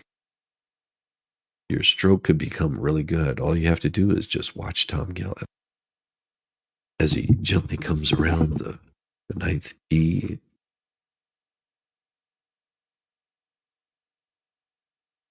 I always wonder why those guys whisper on TV, because they get down very low and whispering. And I think it's because they're actually on the golf course. I could be wrong.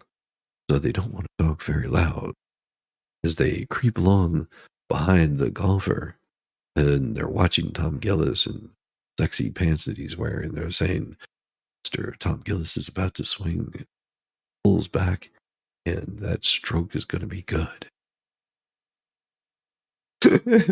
Right thing. Oh God. Ew, creepy. Yes, they do sound creepy, don't they? He said, yes, sir. They are following him around. That's exactly what it is. They're just like, Tom Gillis is going for his 4th birdie.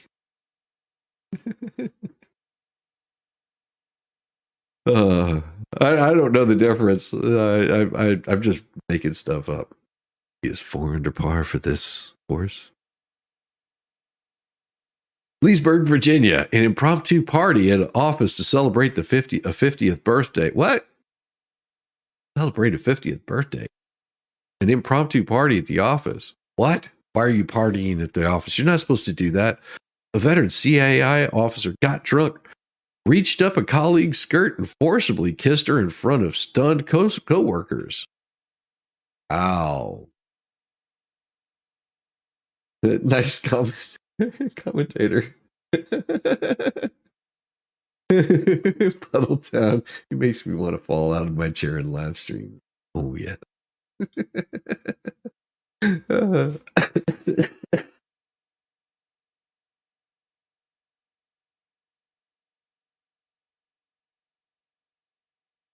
Oh, that's really hard to do.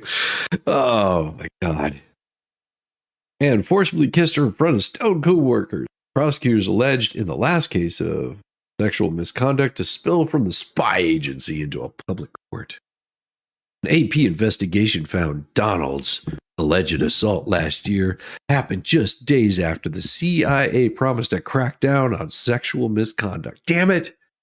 If he would have just not, if his birthday would have fallen 2 days earlier, just 2 days earlier, They wouldn't have considered the crackdown on the sexual misconduct in its ranks.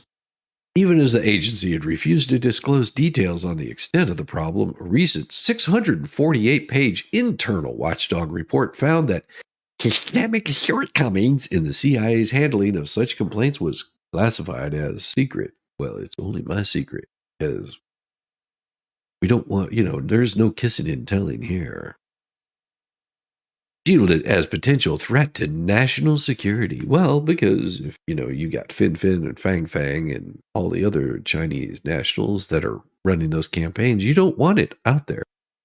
It's inconceivable that sexual misconduct could be considered state secret, said Kevin Carroll, an attorney who represented several women in the agency who have made complaints.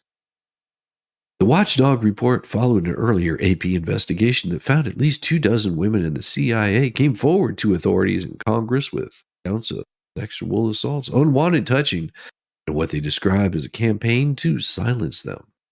Well, how do you keep a woman quiet? Well, ball gag sometimes works, but not all the time. Many were emboldened by a CIA officer's trainee who went to police in 2022 after the agency failed to take action against a colleague she accused of assaulting her with a scarf in a stairwell in CIA headquarters.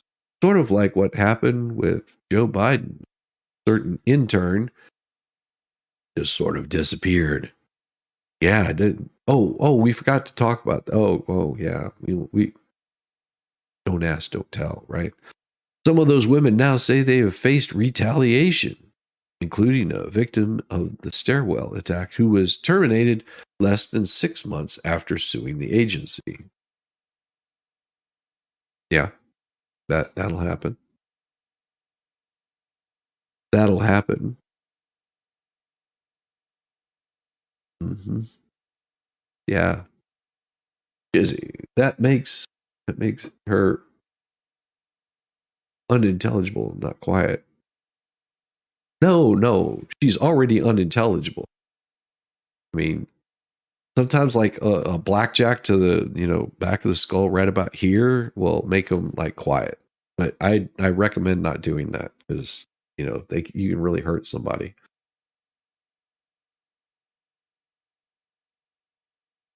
We know that Volstorm has the pudding pops. That makes them really quiet. They become very compliant. I believe the institution implicitly, and also believe all of the things the agency said it was doing to rectify what I saw as an epidemic, said one of those women, who was not named because the AP does not typically identify people who they say are victims of SA. I realize now that it was just lip service. I'm going to comment on the lip service comment. Asquith's case could prove even more embarrassing to the CIA given its lengthy clandestine service overseas and the brazenness of the alleged conduct. It also happened in June of 2023, less than a month after CIA Director William Burns announced sweeping reforms intended to keep women safe. I know how to keep women safe. Don't hire them to be around men. You'd keep them safe. And the same was maybe keep like the certain PDF files out of high school, because it's not just men that can do things that are inappropriate. It can also be women. Yet we don't recognize that, do we? Mm-hmm.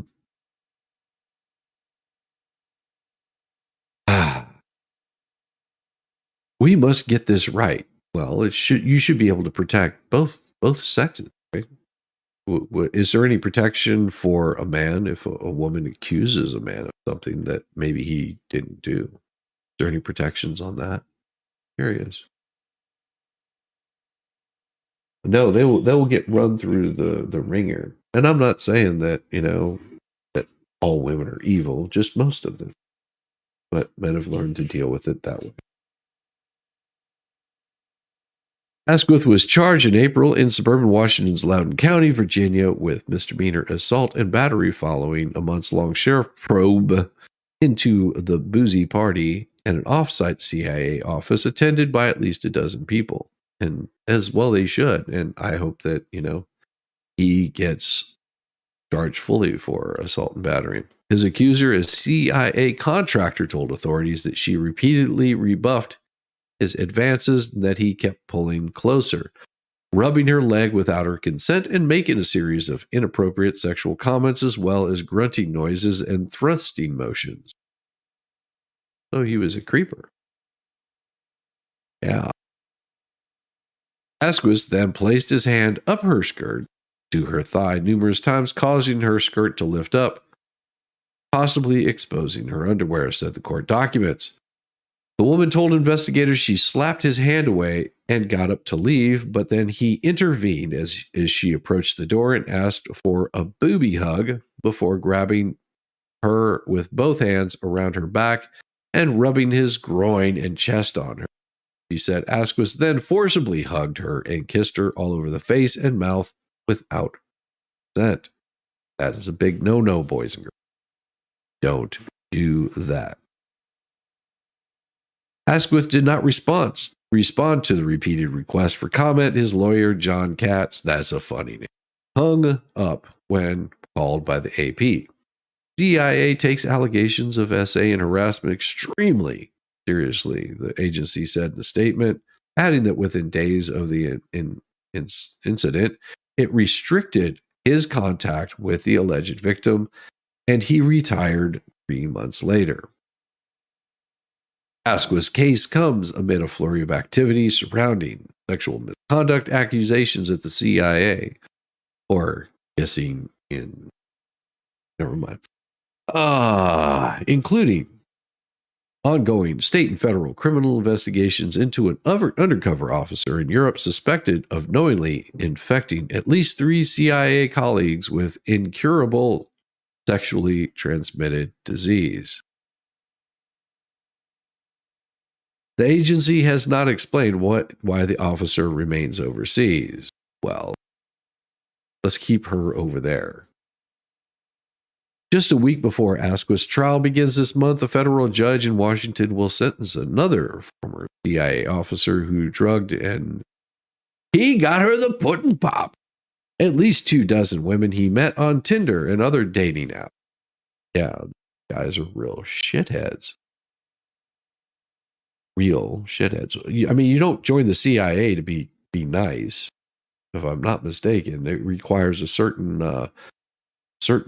mental capacity to handle something like being a spy. Just saying.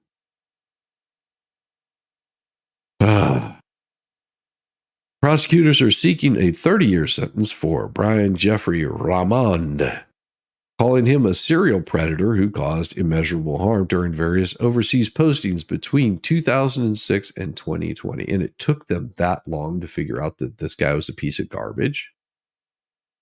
And next month, a now former CIA officer trainee faces a second trial on charges stemming from the 2022 stairwell attack in the agency's headquarters in Langley, Virginia. Ashkan Bayapotar. And Bayapotar. He does not sound American. Just saying. A name like Ashkan Bayapotar has admitted to wrapping a scarf around a woman's neck, but says it was intended as a joke. The woman says it was an attack in which she also attempted to kiss her against will. And this becomes a he said, she said. Oh, what did I say? Puddletown. Puddletown, if I was talking to you, I was commenting on what Shizzy is reading. Okay. Or play ALA government. What are you suggesting? Women are perfect? All women are perfect. Every damn last one of them. They're the most gracious creatures. Oh my gosh. He made a face like he was trying to really hurt me, the woman testified last year during a bench trial. See, now this makes me a little suspicious. That makes me a little suspicious. Now, here's the thing, guys. If the woman is not your wife, don't find yourself alone with them for any reason.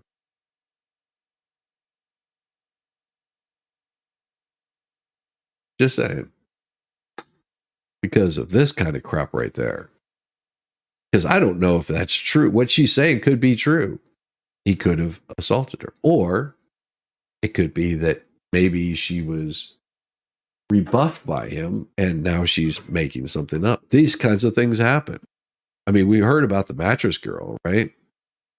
How many players from Duke University, but it ruined their lives? Women can be evil damn creatures. He was convicted of misdemeanor assault and battery under Virginia law. The former Navy intelligence officer is entitled to a jury trial after appealing that conviction. Former CIA case officer Lindsay Moran, author of a 2005 memoir on her life as a spy, said sexual misconduct has long been a problem in the male-dominated agency and became worse after September 11, 2001, when the agency's focus shifted to deploying clandestine combat units to Afghanistan and Iraq. They brought their own brand of male toxicity that was like gasoline on the boys' network that already existed, Moran said. National security is used as an excuse to brush these concerns under the carpet. Yes. Yeah. Yeah. What culture is the CIA nurturing when it promotes some of its most egregious offenders? I believe the agency is making an effort to improve its reporting processes and procedures, but my question is, what comes next?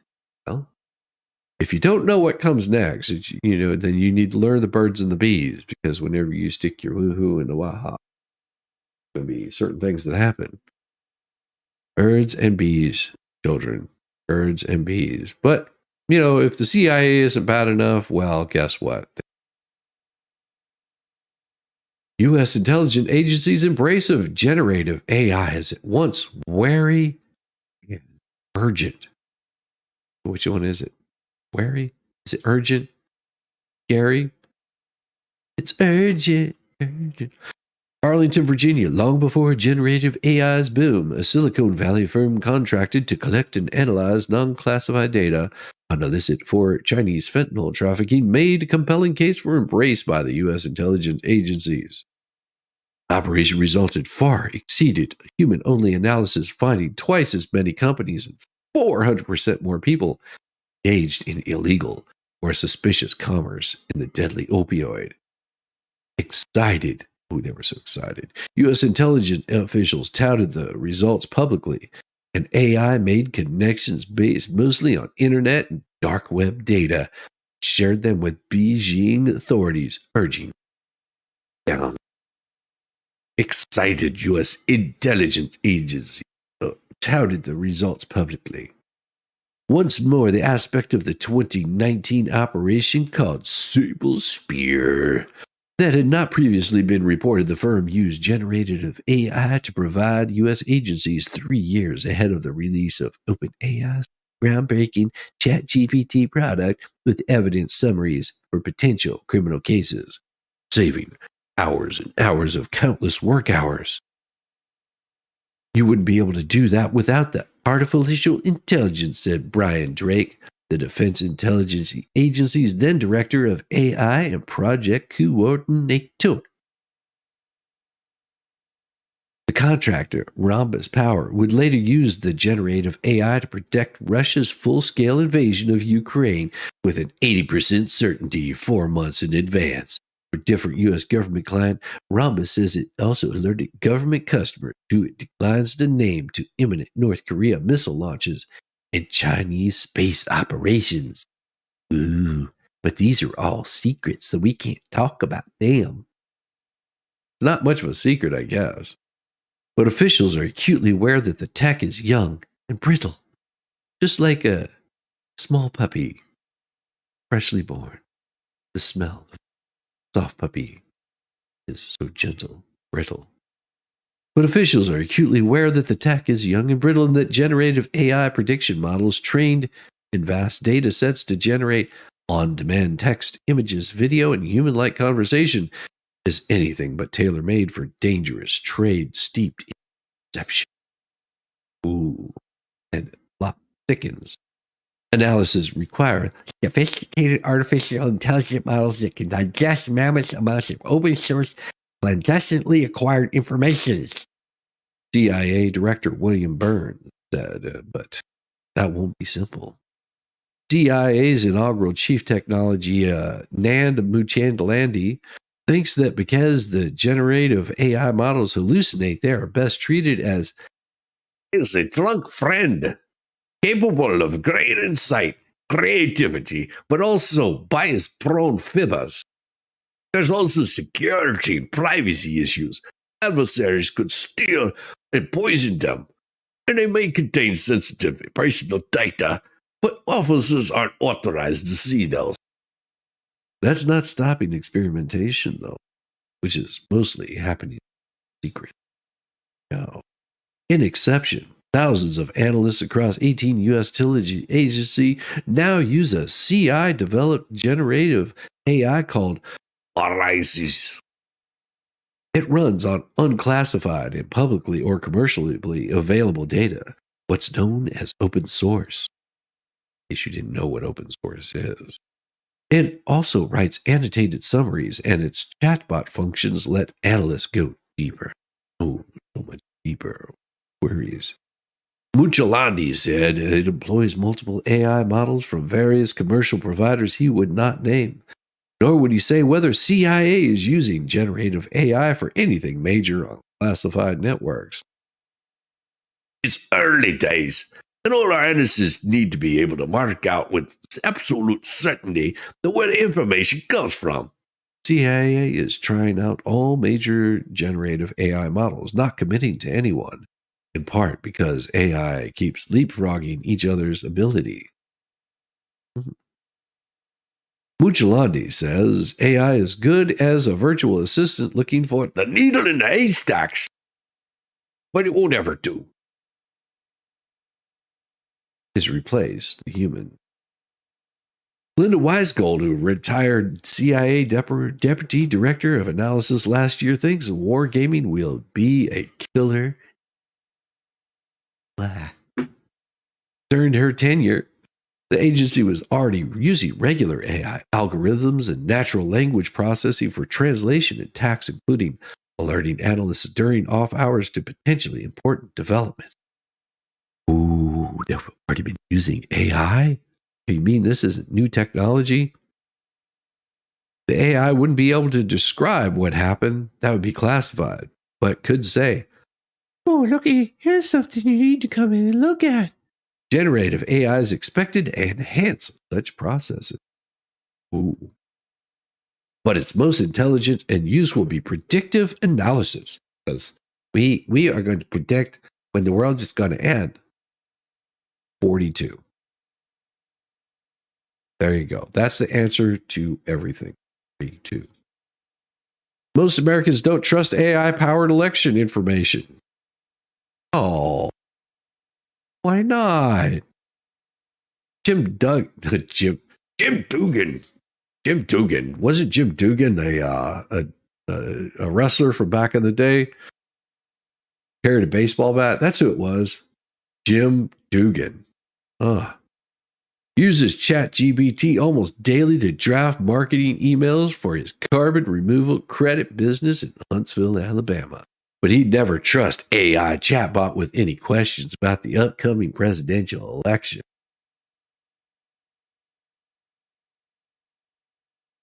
He says, I just don't think AI produces the truth, the 68-year-old politician conservative said in an interview.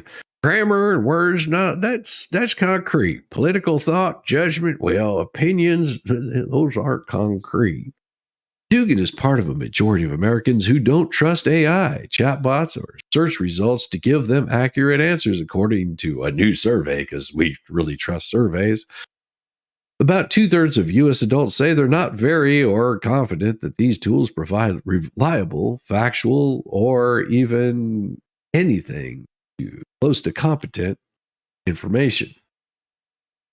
The findings reveal that even as Americans start using AI-fueled chatbots and search engines in their personal and work lives, most have remained skeptical of the bullshit. Because that's what it is. Yeah, Hacksaw Jim Dugan, that's right. I knew it sounded familiar. Earlier this year, a gathering election official and AI researcher found that AI tools did poorly when asked relatively basic questions. Because AI, like most computers, it's garbage in, garbage out. So if you don't tell the truth to AI and it has no way of confirming that what you're giving it is a lie, it's going to repeat that lie on a magnitude. It will change all of its algorithm for that. And that's the problem with AI.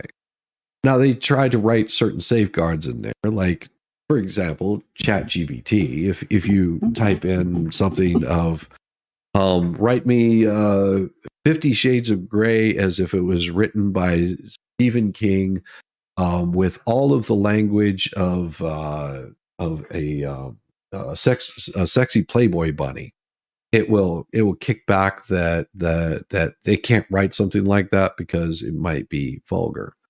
Or, write me a sexual experience of John Wayne Gacy. It'll kick back and say, no, we can't do that.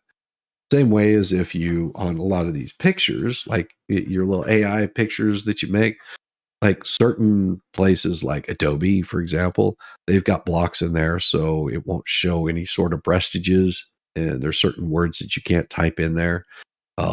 And it won't show any of the naughty bits, is things that it avoids. Like you'll get clapback. It'll say, sorry, we can't do something like that. So it's already built into a lot of these AI generative shit. And it's just garbage in, garbage out. I mean, you have to remember, computers are really simple to understand. If you want to understand a computer, walk over to a light switch and flip the switch. And then flip it back the other way. Because computers are ones, zeros. That's it. And the reason they call it a 1 and a 0 is 1 is on, 0 is off. Open circuit, closed circuit. That's how computers operate. 1, 0, on, off, on, off. And then they do that billions of times over and over and over and over and over again. Like your basic binary code is just ones and zeros. And it's sort of if this, then that, except you do that on a very, very large scale. So it can process speeds is what becomes the most important part of all of those. And that is what you have with the ones and zeros. So yes, just look at a light switch and you pretty much will get everything that you need to know about a computer. Like I said, garbage in, garbage out. It doesn't change. Nothing spectacular or any weird mystery. Oh my gosh. Thank you, Iron Rabbit, for the 5 gifted memberships. We've got Lisa Murphy was given 5 gifted memberships, or given gifted membership. Captain Kern, Mike Hunt, Abel, and OT Bait. And so, gentlemen, happy birthday to Iron Rabbit. She made it around the sun again, and I'm so blessed to have Iron Rabbit as my top mod. She is the bomb diggity. She's absolutely wonderful, wonderful, wonderful person. You missed Zach missed Shizzy yesterday. Probably he could have missed me yesterday. Yes, nice gifts. Yes, I gave out gifts yesterday. Also, tapped myself out. Ah, doggone it! I love it though. It is so beautiful, so beautiful. Thank you very much, Iron Rabbit. You are the best. You are the best. And I hope you're doing well, and you had a wonderful birthday. That is a very good thing. So it is one of those things where we've got bogus election information, Democrats, Republicans, everybody is getting all worked up because AI is not going to rule the world. It's not going to take it over. It is a tool, no different than a hammer. Joy. Happy birthday, Iron Rabbit. Oh, her birthday was yesterday, but I'm glad that she had a wonderful, wonderful birthday. And welcome new members. Oh, such a sweetheart. Such an absolute sweetheart. And we've got this one here. Wife of California inmate wins $5.6 million in settlement for a strip search. Wife of California inmate will reap $5.6 million after being violated during a strip search where she tried to visit her husband in prison.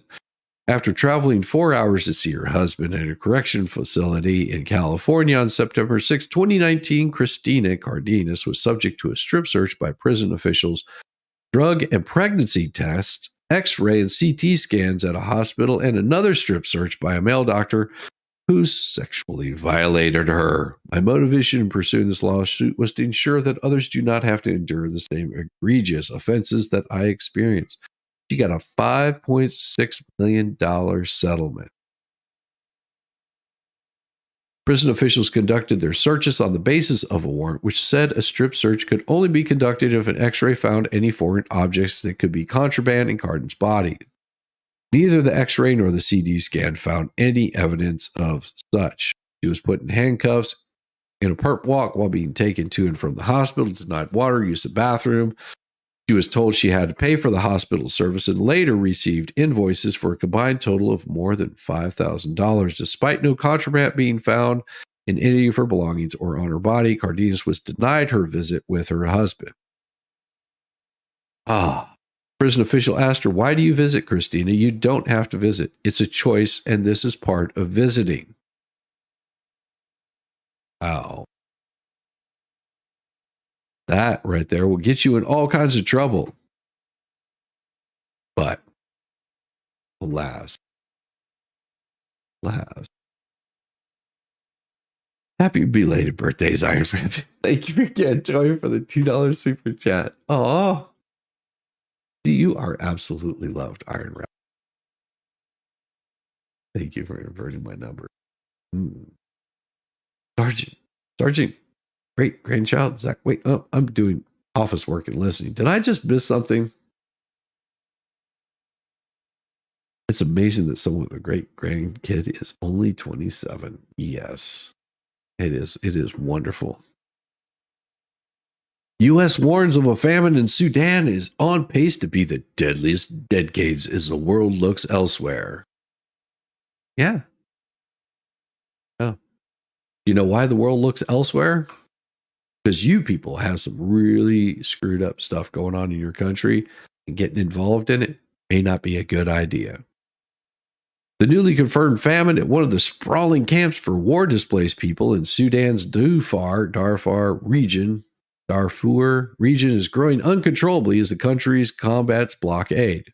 Well, there you go. So here's the thing. No. Why would the U.S. Agency for International Development, the UN World Food Program, and other independent humanitarian agencies intensifying calls for a ceasefire and aid across Sudan? No, we should not be funding these wars in other countries. I know you want to send humanitarian aid. I know it sucks to see people suffering. Only problem is the aid is not reaching these people because you have violent governments, you have violent government officials, you have armies that are trying to wipe people off the face of the planet. You cannot help every single person. Sucks. Very true. How about you? If you're really interested in doing that, stop funding Ukraine. Stop funding the war in Ukraine. Stop funding Russia. Stop funding Ukraine. And that might end up with something like peaceful in other places to be able to help those other countries out that are in more need. Just saying. Well, I guess it doesn't help. Doesn't help. Sorry. That was not meant to be. That was supposed to be muted. Damn it. It didn't happen. All right. So, Cairo, more than 16 months after Sudan has killed more than 20,000 people, a senior UN official said Sunday, a grim figure amid a devastating conflict that has wrecked a northeastern African country. The Director General of the World Health Organization, well, screw the World Health Organization, with a dime bag and a baseball bat. Sudan was plunged into chaos in April last year when a simmering tensions between the military and a paramilitary group called Rapid Support Forces exploded open warfare across the country. It turned the capital, Khartoum, and other urban areas into battlefields, wrecking civilian infrastructure and already battered healthcare system. Without the basics, many hospitals and medical facilities have closed their doors. Conflict has created the world's largest displacement crisis. More than 13 million people have been forced to flee their homes since the fighting began. So if you're curious where your next roll of immigration is going to be coming from, look no further than Sudan. So we've got illegals coming from Haiti, Venezuela. Why is it all of these communist countries, these fascist dictatorships, and we take all these people into the United States? And the fighting age are coming across the border by the millions, and wow, what's going on with our country? And I feel bad for these people. Don't get me wrong. But then you see things like this. Tens of billions of dollars in gold flows illegally out of Africa each year. Okay. Sucks, right? Huh. But the first general election ballots are going in the mail as the presidential contest nears. Oh. See, here goes your first mail-in ballots. Charity begins at home. Thank you. I agree. Take care of your home first. How does that saying go? Before you try to pull the splinter out of someone's eye, get the log out of your own. Yeah, that would be thoughtful. But that's not how America works, We're not able to think like that. But there is also some really interesting news here. Jon Bon Jovi helped talk a woman down from the ledge on a Nashville bridge. Take my hand. You'll make it, I swear. Living on an edge. Jon Bon Jovi and a video production assistant persuaded a woman standing on the ledge of a pedestrian bridge in Nashville to come back after her over the railing to safety. Police say the encounter happened Tuesday at Stein got louder, but I'm not even going to try to say that. Pedestrian bridge which spans the Cumberland River. The Tennessean reported that Bon Jovi was filming a music video on the bridge, which remained open to the public during the shoot. Video that was posted to YouTube but later removed showed the assistant talking to the woman. The front man slowly approached, waved to the woman, and said, "Take my hand, you'll make it, I swear. Living on a..." In the U.S., the National Suicide and Crisis Lifeline is available by calling or texting 988. There's also an online chat just for those that want to chat with somebody whenever you're feeling not quite yourself. Eventually, the woman turned around to face the two, and they helped her over the railing to safety. Bon Jovi talked to the woman and hugged her. A representative for the singer said Bon Jovi would not be commenting on the incident. Good for him. Good for him. Well, thank you, John. You saved a life, and I hope he finds meaning and usefulness out of that life that you saved. One does hope. One does hope. But here's a tech tick. The tip of the tech. The tip of the top tech. Ever wanted to quit X? Well, here's how you can do it. Yeah, you just remove all your information. I don't even have to go into this because we know how to leave X if you really want to. We know how to leave X if you want to. But this is what I found very interesting. This was pretty cool. This was pretty cool. So today in history, September 12th, Voyager 1 leaves the solar system. Today in history, September 12th, 2013, Voyager 1 launched 36 years earlier, became the first man-made spacecraft to ever leave the solar system. So the Voyager 1 is no longer in our solar system. Also on this date, 1857, the SS Central America, known as the Ship of Gold, sank off the coast of South Carolina after setting sail into a hurricane, one of the worst maritime disasters in American history. 425 people were killed and thousands of pounds of gold sank with the ship to the bottom of the ocean. 1940, the cave paintings estimated to be 17,000 years old were discovered in southwestern France. And I've been there. I've been there to the Le Cave. That's in the Dordogne region of France.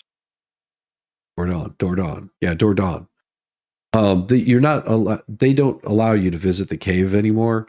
But these are 17,000 years old. At least they're estimating they're 17,000. But they have made a replica of the cave in their museum, and it's pretty neat. So you can't go into the caves themselves, but they did set up a display that has all of the paintings, how they're displayed on the rocks.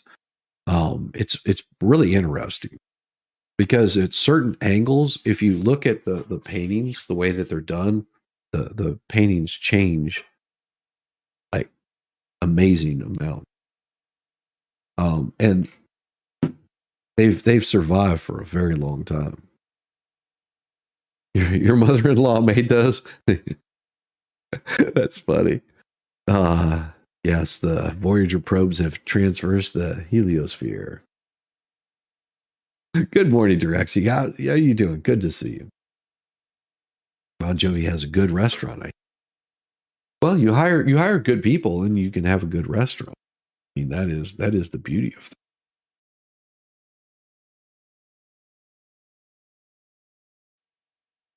things. Money will get you there. In 1958, the U.S. Supreme Court unanimously ruled that Arkansas officials who had resisted public school desegregation orders could not disregard the high court's rulings. In 1959, the Soviet Union launched its Luna 2 space probe that made a crash landing on the moon. In 1962, in a speech at Rice University, John F. Kennedy reaffirmed his support for the manned space program, declaring, "We choose not to go to the moon in this decade and do other things, not because they are easy, but because they are so hard." So could you imagine, and I just want to point this out, this is where all the news reporters are right there. They're sitting at a table in the hot blistering sun reporting on this, furiously typing things out, telling the story so everybody can know. Priests and ministers led the procession of the cemetery of King Williamstown for the burial of the slain South African Black conscious movement, the Biko 77. It triggered an international outcry. And also, in case you don't remember it, in 1994, some of you might have not been even born. Truck driver Frank Eugene Corder piloted a stolen single-engine Cessna airplane into restricted airspace in Washington, D.C. and crashed into the south lawn of the White House. He didn't make it. Just saying. I don't think truck driver and pilot are the same thing. Like, very big difference. You know, airplane do this, truck does this. I don't know, man. Got to figure this thing out. In 2003, the city of Fallujah, U.S. forces mistakenly opened fire on vehicles, carrying police. Killed 8 of them. Oops. Yeah, they were too happy about that. In 2008, a Metrolink commuter train struck a freight train head-on in Los Angeles. Now, this is 2008. You'd think they would have their shit together by 2008. No. They did a head-on, and it deleted 25 people. I mean, what happens when 2 trains collide? Well, people get injured or deleted. In 2011, Djokovic beat Nadal to win his first U.S. Open championship, and he has not looked back. And I don't care who was born on September 12th. It does not matter to me. Now, also, I want to give like a little bit of heartfelt for all of the people that were involved in September 11th attack on the United States. A moment of silence, that all those lives were lost, that led to a longer than necessary war.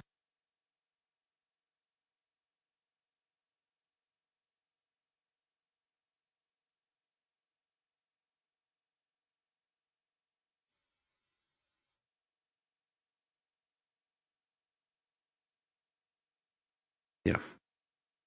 That was a day that I think a lot of people will remember for a long time. And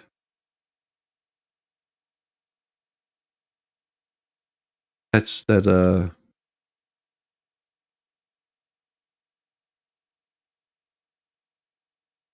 this right here is part of your pro-Palestinian movement. That rocks are being thrown at people because of a different belief. This is what you're dealing with now. This is the war that they really want to get promoted out here at this point in time. And this is yesterday at the memorial for the World Trade Center. And my uncle, firefighter Frankie Esposito, and cousin. And my uncle, firefighter Frankie. They couldn't be bothered to stick around. They had other places to be.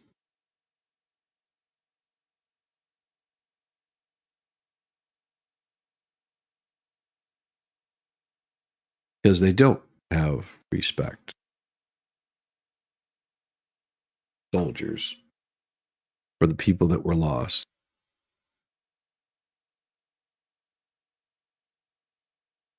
There are these kinds of people right here too. Get the fuck out of my face now! Ooh, that was very rude of you. Get the fuck out of my face! Do you want to go to jail, sir, ma'am? I don't really know what to call you. You're fucking done, man. I'm done. Get the fucking police! You just insulted me. Well, listen here, pal. I mean, you are gonna go to jail. And I could fucking tell the police to get you. I'm vegan, so don't say that. Listen. LBT, man, you really get the fuck out of my way right now. Okay, yeah, we'll do that. You do not have a release. I will sue you. If you're gonna sue him, don't sue him, man, because we're trying to just. You do not have a release. If you fucking post this, I will destroy you. I will destroy you. Just keep going on. I got my crew with me now. I got my crew. Yeah! Yeah! What's up? Woo! Who won? Who's next? The fuck out of. Oh, yeah. Yes. Oh, man, buddy. Dude. Sir, man, buddy. Whatever you are. Fucking drag. Yeah. Yeah. It's interesting. But of course, you remember they said that there was none of this going on, of course. That they were standing in the way of surgery. For prisoners. For prisoners. And there was a specific case. And when I learned about the case, I worked behind the scenes to not only make sure that that transgender woman got the services she was deserving. So it wasn't only about that case. I made sure that they changed the policy in the state of California so that every transgender inmate in the prison system would have access to the medical care that they desired and need. And I believe it was not only, I know it was historic in California, but I believe actually it may have been one of the first, if not the first in the country, where I pushed for that policy in a Department of Corrections, that they were standing in the way of. Yep, that was what she was doing in the state of California.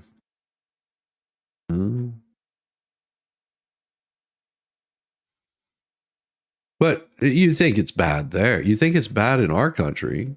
Here, watch the UK. There you go. Here you go. Yesterday, we witnessed some extraordinary celebratory scenes outside Britain's prisons, where in some cases, serious career criminals were released. And this to make way for, yes, rioters, but equally those who've said unpleasant things on Facebook and elsewhere on social media. Does the Prime Minister understand there is a growing feeling of anger in this country that we are living through two-tier policing and a two-tier justice system?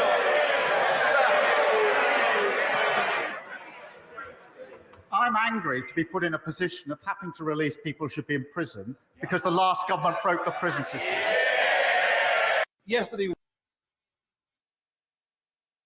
Oh, in case you don't know what that was about, they were releasing criminals into the UK so they could make room for people that say mean tweets. They post things on Facebook. Yeah. And he got booed off. That's the state of the UK right now.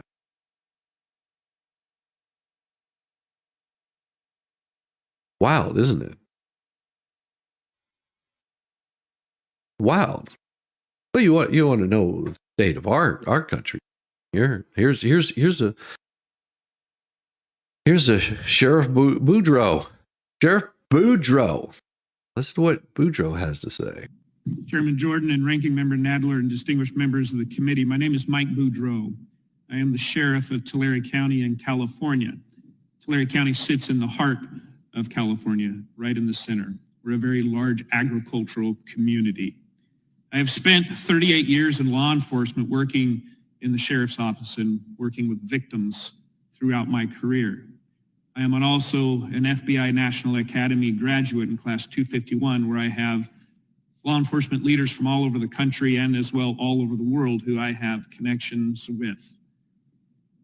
When it comes to the dangerous and sometimes deadly impacts of what I feel is a failed Biden-Harris administration on open border policies, the impacts of illegal immigration in California, I must say that I have a front row seat.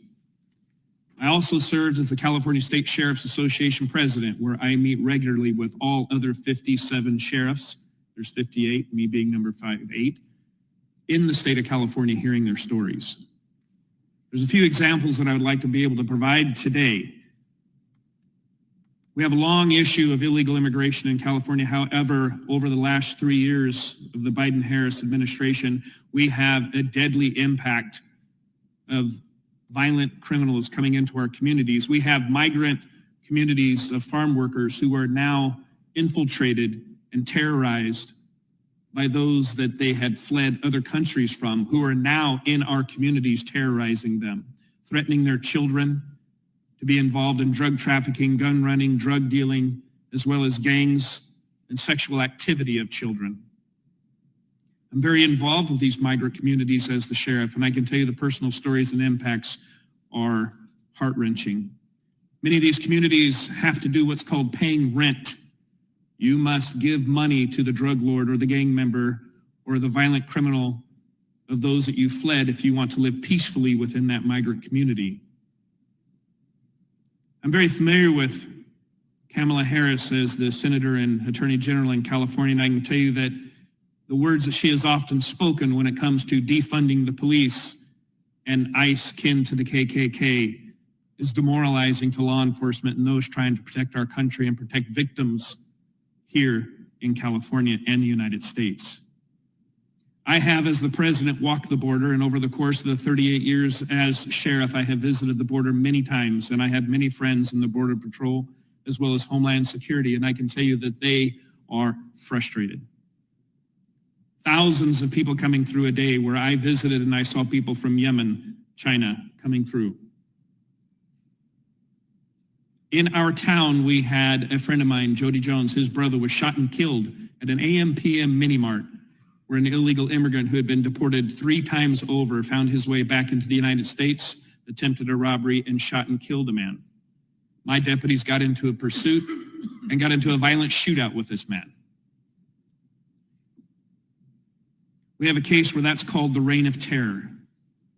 I can tell you, as the Attorney General, Kamala Harris often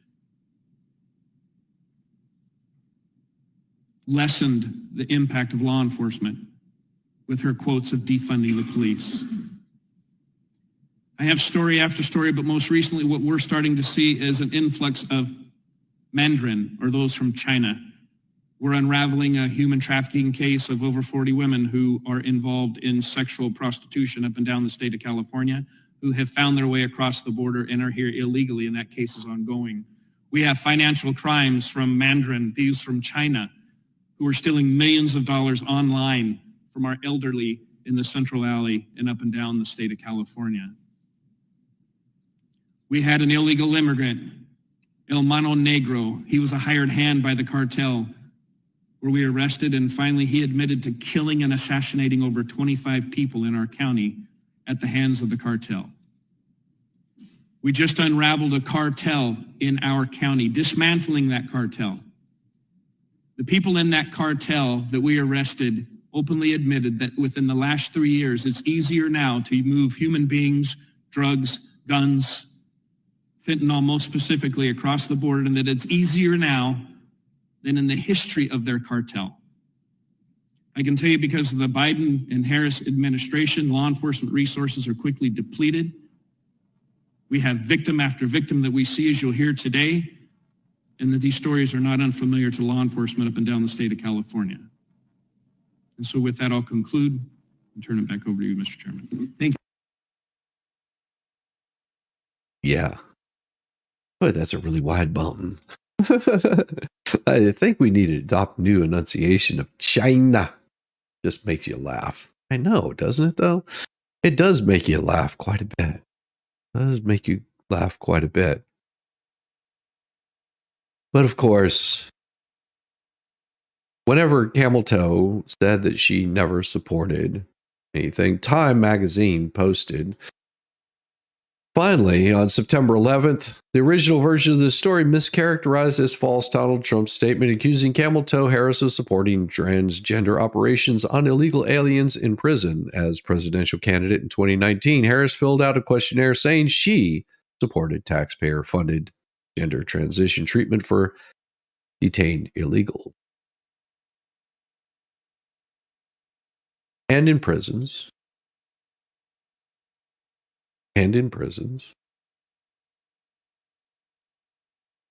It's so, cover your back, watch yourself, be safe. And tonight, what shall we talk about tonight? You know what's going to happen? Some of you don't like it, but it's okay. You don't have to watch. Tonight I'm going to try to play catch up on all of the hearings, the deposition of Lynette Preston. So just so you know, if you don't want to be there, just understand that that's what I'm going to be covering tonight only. And with that, everybody have a wonderful day. Make sure to hit the like and subscribe. I honestly don't know where I was going to send you guys. I thought I was sending you somewhere. Let me see if I think I already have you guys scheduled somewhere. Louise, I did have it, and then for whatever reason it went away because I suck. Well, how about this? We will send you over to the Broken Baker. Looks like he's watching the Lori Javer fire pit case, number 4. So make sure that you go over there, hit the like and subscribe to Baker, give him a little bit of love, show him how much you really care. Give him some bubbles in chat, like blow some bubbles. If you know, you know. Everybody have a wonderful day. And I will see you guys tonight. Probably about 7:30 is, I figure that's probably what time I'll be firing it up.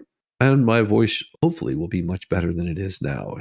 Smoother, easy, limier, tastier, whatever you want it to be. Everyone have a wonderful evening or day, morning. Yeah, have a wonderful morning, evening if you're on the other side of the planet in one of those countries that, that we fought so hard to get away from. Have a wonderful one. Peace, y'all. Now I gotta call somebody to come get me because my car turned into a spaceship and I don't know how to fly it. I'm not an astronaut.